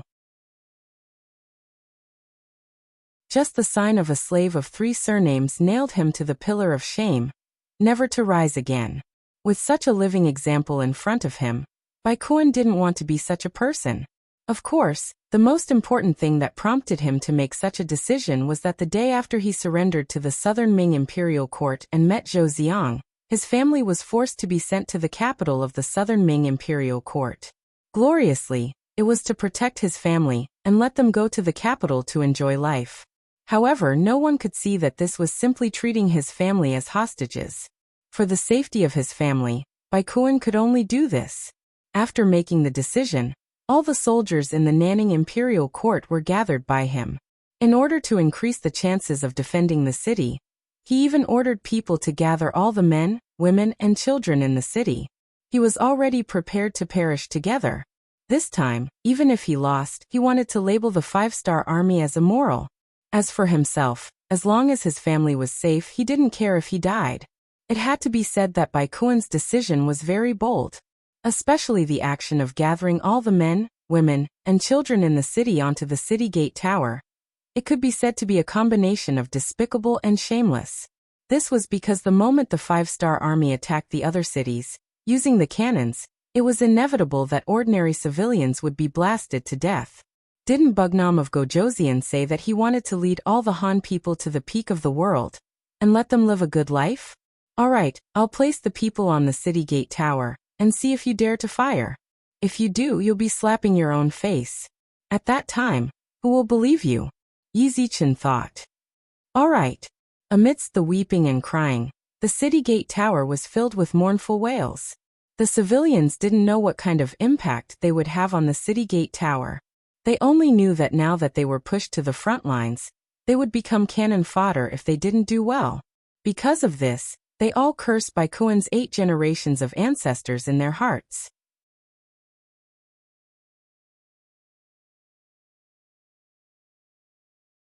Chapter 1610. However, this kind of greeting was obviously useless. How could a person who wasn't even afraid of death be afraid of being cursed by others? Finally, while Baikuan was waiting, the 5-star army began to appear below the city wall. They're finally here. Let's see what you're going to do. Baikuan was wearing a full body armor. After looking from afar, he hid behind the civilians. He decided not to show his face and not give the 5-star army a chance to question and scold him. Otherwise, if he was really questioned, it wouldn't look good for him. Are they preparing for a battle? Tian, who rode forward on his horse. When he took out his binoculars and looked, he couldn't help but curse when he put it down. This Baikuan is really a bastard. That's right, he is indeed a bastard. However, it will be difficult for us to do next. Division Commander Xiaofeng also put down his binoculars. His face was as black as the bottom of a pot. They couldn't be blamed for being so angry. Who would have thought that Baikuan would push the commoners onto the city gate tower? If that was the case, they would inevitably hit the commoners if they wanted to fire. If that was the case, just the words of the scholars and the mouths of the celestials would be enough to make it difficult for the commoners to defend themselves. What should we do? The two of them looked at each other at almost the same time. As the highest-ranking officers in this army, the two of them felt the pressure at this moment. It even made them feel a little breathless. Let's ask the 6th young master. Tian, who thought for a while and made a decision. Okay, but you have to report it secretly, Xiaofeng added after hearing that. Why did they have to send the message secretly? It was because they didn't want the 6th young master to be the scapegoat. As a subordinate, as a subject, they had to share the burden of their master. If they sent the message openly, where would they put Yang Qindong? Fight. If that was the case, the crime of indiscriminate killing of civilians would fall on Yang Qindong's head. The history books wouldn't record it well. Retreat without fighting? If that's the case, how are we going to solve the problem in Guangxi? However, if they were to fight without asking for permission, what if the 6th young master had a better idea or had other plans? Wouldn't that be tantamount to ruining the 6th young master's plans? They couldn't bear such a crime. Therefore, they had to send a telegram, but they had to send a secret telegram. This way, they could know Yang Qindong's thoughts and solve this problem. Even if the two of them had to take the blame in the end, as long as the 6th young master knew the whole story, even if he punished them, it wouldn't be too heavy. The 5-star army began to set up their formation outside the city. The secret message was also sent out and sent to the head of the intelligence department, Wang Shan. Then it was quickly placed in front of Yang Qindong, who was still in the palace of the 3 provinces. Yang Qindong was shocked when he saw the telegram. He remembered that during the War of Resistance against Japan, there was a time when the Japanese took the civilians to attack the army of D, which gave the People's Army a headache. He didn't expect that such a scene would happen to him. Come, bring me Baikuan's information. Since it was something that might happen, Yang Qindong was naturally prepared for it. However, he still needed to understand more about the situation before that. After all, his approach could solve the problem once, but it didn't mean that it could be solved every time. Once the other party was on guard, it would be much more difficult to solve such a problem in the future. Wang Shan quickly sent the information about Baikuan to Yang Qindong. Okay, put the information here first. Call back to Tianhu and Xiaofeng. Tell them to wait. Don't act rashly before there are new orders. When the telegram reached Nanning, Tianhu and General Xiaofeng breathed a sigh of relief. Since the 6th young master had given instructions, they only needed to follow it. As for the problem in front of them, they would definitely get a perfect solution. In the eyes of the generals, since this was an order from Yang Qindong, the problem would definitely be solved. This was also the result of many years of trust. Baikuan, who was on the top floor of Nanning Prefecture, didn't know about this. He only saw the 5-star army stop at the bottom of the city and didn't dare to attack. He was immediately overjoyed. He thought that he had found a good way to curb the development of the 5-star army. For this reason, he had even specially written a memorial and had it sent to the capital at the fastest speed possible. Before his memorial could reach the capital, a tragedy happened in the capital. In the courtyard that the Southern Ming Dynasty had arranged for Baikuan's family, in just one night, people and animals were all killed. From the elderly to the children, Even the dogs, chickens, and other animals they raised were all killed. No one survived. From the top to the bottom of the dozens of people, no one was able to breathe. The seriousness of the case and the cruelty of the methods. Even if the Southern Ming Dynasty wanted to hide it, they couldn't.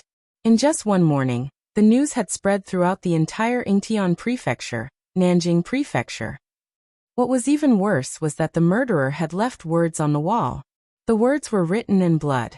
The first bailiff to enter the courtyard could see it very clearly. It was very eye-catching. Clearly, this was Yang Chendong's method of revenge.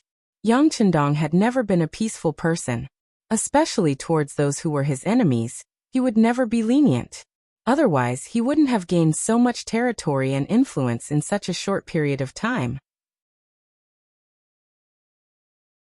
Bai Kuan wanted to use the common people to threaten him, so he could only use a thunderous method to get rid of his family. Although the process was somewhat cruel, in order to prevent this kind of thing from happening in the future, he could only be forced to do this. The facts also proved that this had indeed intimidated many people with bad intentions. They didn't care about their own life and death, because that was their mission. But for their entire family to be killed, it was obviously something they didn't want to see. It was enough to make them feel afraid. Yang Chendong used facts to tell everyone that on the battlefield, it didn't matter how the two sides fought. That was the fate of a soldier, and it was his duty. But if you wanted to play tricks behind his back, sorry, then you had to have enough courage to bear everything. If you didn't have such a mind and spirit, then it was best to play according to the rules of the game. Regarding these things, Bai Kuan was completely unaware because of the lack of communication. He was still proud of his method of forcing the common people to go upstairs and intimidating the five-star army. On the evening of the third day, the five-star army's camp outside the city welcomed Tai Hu and a group of Lengya Special Forces members. Tai Hu and the others were prepared by Yang Chendong to help Tian Hu and Xiaofeng solve the problem. Captain Tai. Tian Hu and Xiaofeng both saluted and greeted. Tai Hu, who had the rank of Major General, also laughed and raised his arm to salute. The two of you have higher ranks than me. I should be the one saluting the two of you. In terms of military rank, both Tian Hu and Xiaofeng were lieutenant generals, and they both had 2 gold stars. But they knew that people like Tai Hu couldn't be judged by military rank. Everyone knew that although the Lengya Special Forces had the least number of people, their combat power was very high. They specialized in completing difficult missions that a large army couldn't. Of course, the most important point was that the Lengya Special Forces members weren't under the jurisdiction of the five-star army's army. They were under their own rule, and were only under the control of Yang Chendong. Even if the 6th young master wasn't around, they would only listen to the eldest prince, who was also Yang Xie's successor, Yang Bo's orders. Just based on this, they couldn't be compared to him. Both sides were familiar with each other. After all, they had trained together in the early days and had many years of camaraderie. Now that they were gathered together, they couldn't help but warm up. After connecting, Tai Hu told Yang Chendong about some of the things that Yang Chendong had instructed him to do before he came here. Generals, the 6th young master wants you to assist us. There shouldn't be any problems, right? Since it was Yang Chendong's order, Tian Hu and Xiaofeng naturally didn't have any objections. After nodding their heads, they said in unison, "We will obey the 6th young master's order. Captain Tai, please tell us what to do." "Okay, then I'll be overconfident." Tai Hu laughed, then walked to the sand table, and began to arrange the combat mission. The morning of the 4th day, the weather was beautiful, and the wind was gentle and the sun was bright. The sun hung high in the sky, and there weren't even many white clouds. Bai Kuan slept until dawn. When he woke up in the morning, he looked up at the sky and couldn't help but sigh. Good weather. Then, with the help of his bodyguards, he put on his armor and went up the city gate tower. Before they could reach the top of the city wall, someone had already reported that the five-star army had started to move. The five-star army's field cannons had also started to advance. What? Do they really dare? Hearing this, Bai Kuan's face tensed up. He was most afraid that the five-star army would disregard all criticism and launch a fierce attack. In this way, although the other side would also be criticized by the public, the first to die would be him. This was something he absolutely didn't want to see. He hurriedly went up the city gate tower and saw the cannons continuously moving forward. Not only that, the 5-star army also split up. A large number of cavalry moved towards the north and south gates. What are they doing? Baikuan was puzzled at first. After thinking it through, he couldn't help but let out a sigh of relief. What? Do they want to play a trick of surprise? Then you are destined to miscalculate. On the other city gate towers, I have also arranged for many civilians. Unless you dare to risk universal condemnation, you can dream of attacking the city. The 5-star army's actions didn't make Baikuan feel afraid. He had a feeling that the other side was just bluffing. They wouldn't dare to casually attack civilians. Since that was the case, what was there for him to worry about?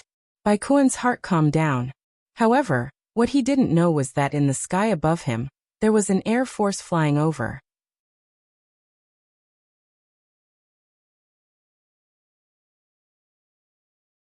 Chapter 16:11. Strictly speaking, this was not a real air force. It was a mobile air force unit made up of powered umbrellas. They were different from the real air force. They didn't need to use hot air balloons to fly. They only needed one person with a single umbrella to fly, and then control the landing to any designated location. This air force unit was made up of the Wolf Fang Special Forces members. The so-called strong army mostly referred to the land tigers. After the Navy, there was the name of the Sea Dragon. After that there was the Air Force, and then there was the name of the Sky Eagle. These were the three armies of the future. For a time, the three armies had their own things to do. Unless there was a difficult battle, they would join forces to fight and display more power. But there was an army that had the advantages of the three armies. They could fly, go into the sea, and even fight on land. They were the members of the Wolf Fang Special Forces. This time, using the powered umbrellas to fight in the air was Yang Chendong's method to break through the situation. When the order was given to Captain Tai Hu, he gladly accepted it. This kind of training was very mysterious in the eyes of other armies. But for the Wolf Fang Special Forces, it was a piece of cake. They didn't know how many times they had trained like this. They had already reached the realm of advancing and retreating freely. Today it was time for them to test the results. After all, the training was for battle. Now it was finally time to use it.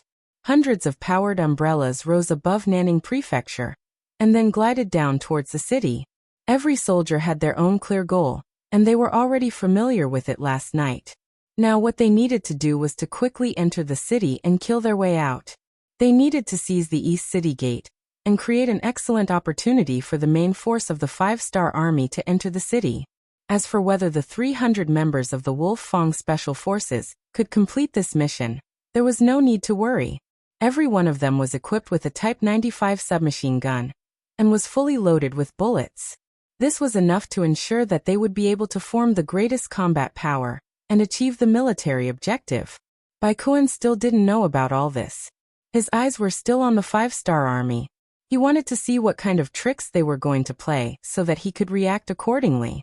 On top of every city tower, inside every city gate, he had arranged for a large number of civilians to gather here. As long as the 5-star army dared to open fire, they would definitely blow up innocent civilians. This way they would have to take the blame. If they didn't want to take the blame, they couldn't use the cannons to bombard them, and they wouldn't be able to enter the city. As long as he couldn't enter the city, he had nothing to be afraid of.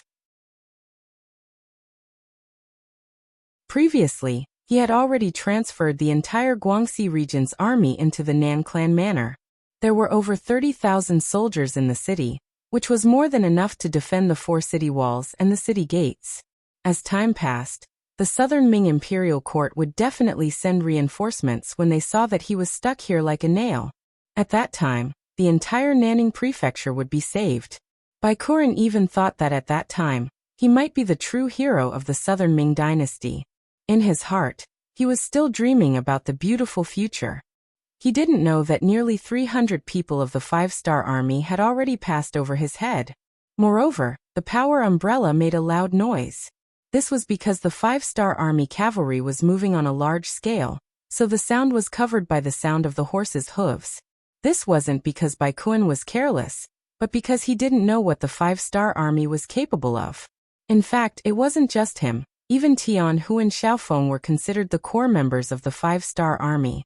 However, they didn't know what the power umbrella was and why it was so powerful. It was because of this that Yang Chendong was so mysterious. Because they didn't know what more powerful methods their master had yet to use. It made their hearts filled with awe and respect for the sixth young master even more. Using the cover, the Wolf Fang Special Forces successfully flew to the sky above Nanning Prefecture. Then, they slowed down and began to move towards the East Gate.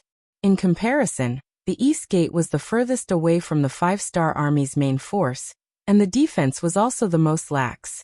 At least until now, they hadn't seen any sign of the five-star army outside the East Gate.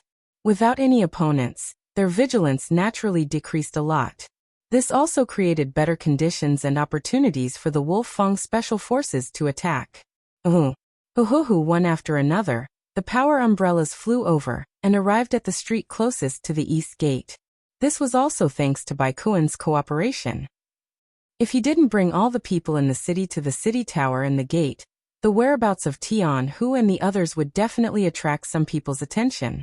But now there was no one on the street, so they could hide their whereabouts quietly. Then they closed the umbrellas and gathered. They gathered the power umbrellas together and placed them in an empty courtyard. Then they started to check the equipment and personnel. There were a total of 288 people in this trip. Except for one person who stepped on a roof when he landed and suffered a slight ankle injury. The rest of the people stood in front of them unharmed. Tian Hu faced 287 people. His face was a little red and he was very excited. He knew that after this battle, the name of the Wolf Fang Special Forces would be completely known. Leave 18 people behind to guard the equipment. The remaining 270 people will be divided into 9 teams. Each team has 30 people. Search in a fan shape and move towards the East Gate. Remember, unless you encounter the enemy's main force, it's better not to fire if you don't have to. Do you understand? Tian Hu asked loudly. In the entire team, except for the 18 people who were about to be left behind, the rest of the 270 people answered in unison. If it weren't for the fact that they were in the enemy's heart and couldn't shout loudly, their shouts would have caused the earth to shake. In the following time, they formed the teams. Except for the injured person, 17 people were left behind unwillingly to guard the equipment. The other 9 teams were quickly organized, and then followed their respective team leaders to search in the direction of the target. When the Wolf Fang Special Forces was established, one of the earliest tasks was to carry out the beheading operation. Therefore their vigilance was extremely high. For example, how to camouflage and move forward in the enemy's rear was their specialty. 9 teams with a total of 270 people moved together. This could be said to be the biggest operation of the Wolf Fang Special Forces in the enemy's rear. Everyone knew the importance of this task, so they were very careful when they moved forward. No one wanted to drag the whole team down, because of their own reasons. The result of their concerted efforts was that they were not discovered by anyone until they moved to the East Gate. Team 3 and Team 4 will take the initiative to attack. The other teams will protect them. If things go wrong, you can choose to shoot. When they moved to a place 1 mile away from the East Gate, Tian Hu made a gesture to stop the team and start to arrange the situation. 5 minutes later, Teams 3 and 4 with a total of 60 people became the first echelon. They walked out of the darkness and moved toward the East Gate, which was slightly empty. These 60 soldiers were all wearing the military uniform of the South Ming Army. This was one of the items they had obtained when they encountered the patrol team of the South Ming Army.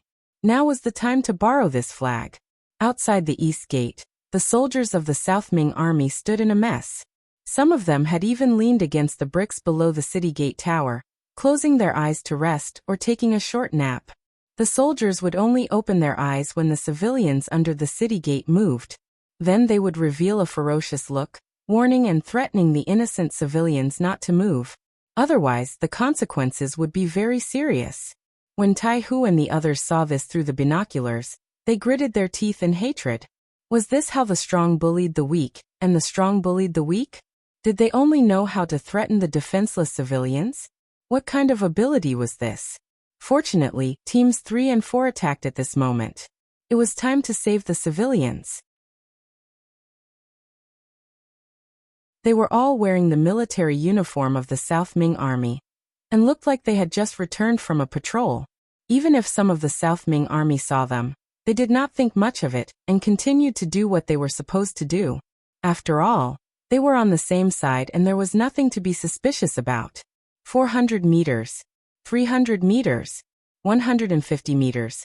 When they were finally 50 to 60 steps away, those with good eyesight could clearly see the faces of the other party. A Chiliarch of the South Ming Army had a puzzled expression on his face. He realized that he did not recognize a single one of the South Ming Army. He did not even recognize a single one of them. This unexpected situation attracted the attention of the Chiliarch. He could not help but shout, "Which general are you under? Why do you look so unfamiliar?" This shout also attracted the attention of the other South Ming Army soldiers. Everyone looked at these people with puzzled expressions. The captain of the third team was Shouho. He had already expected this to happen and did not panic. Instead, he laughed and said, "I am General Baikoen's personal guard. This time, I am here to inspect you. I say your vigilance is not bad. The city gate is so tightly sealed. You can't be thinking that the 5-star army is so resourceful that they can fly into the city, right?" This explanation immediately attracted a wave of laughter. It was clear that everyone had the same thought. They did not think that the 5-star army could enter the city with such a tight seal. In addition, Shouho said that he was Lord Baikoen's personal guard. Just this identity alone was enough to make everyone look up to him. So it is Lord Personal Guard. Forgive my poor eyesight. Quickly come and rest. The Chiliarch revealed a fawning smile. You're tuning in to the Li Mei's Sword of Destiny YouTube channel. We're so grateful for your support and don't forget to subscribe to join us on this incredible journey through captivating stories. Your generosity through donations truly makes a world of difference, as it's the primary source of revenue that allows me to expand and enhance this channel for you. Thank you from the bottom of my heart for being a part of this adventure.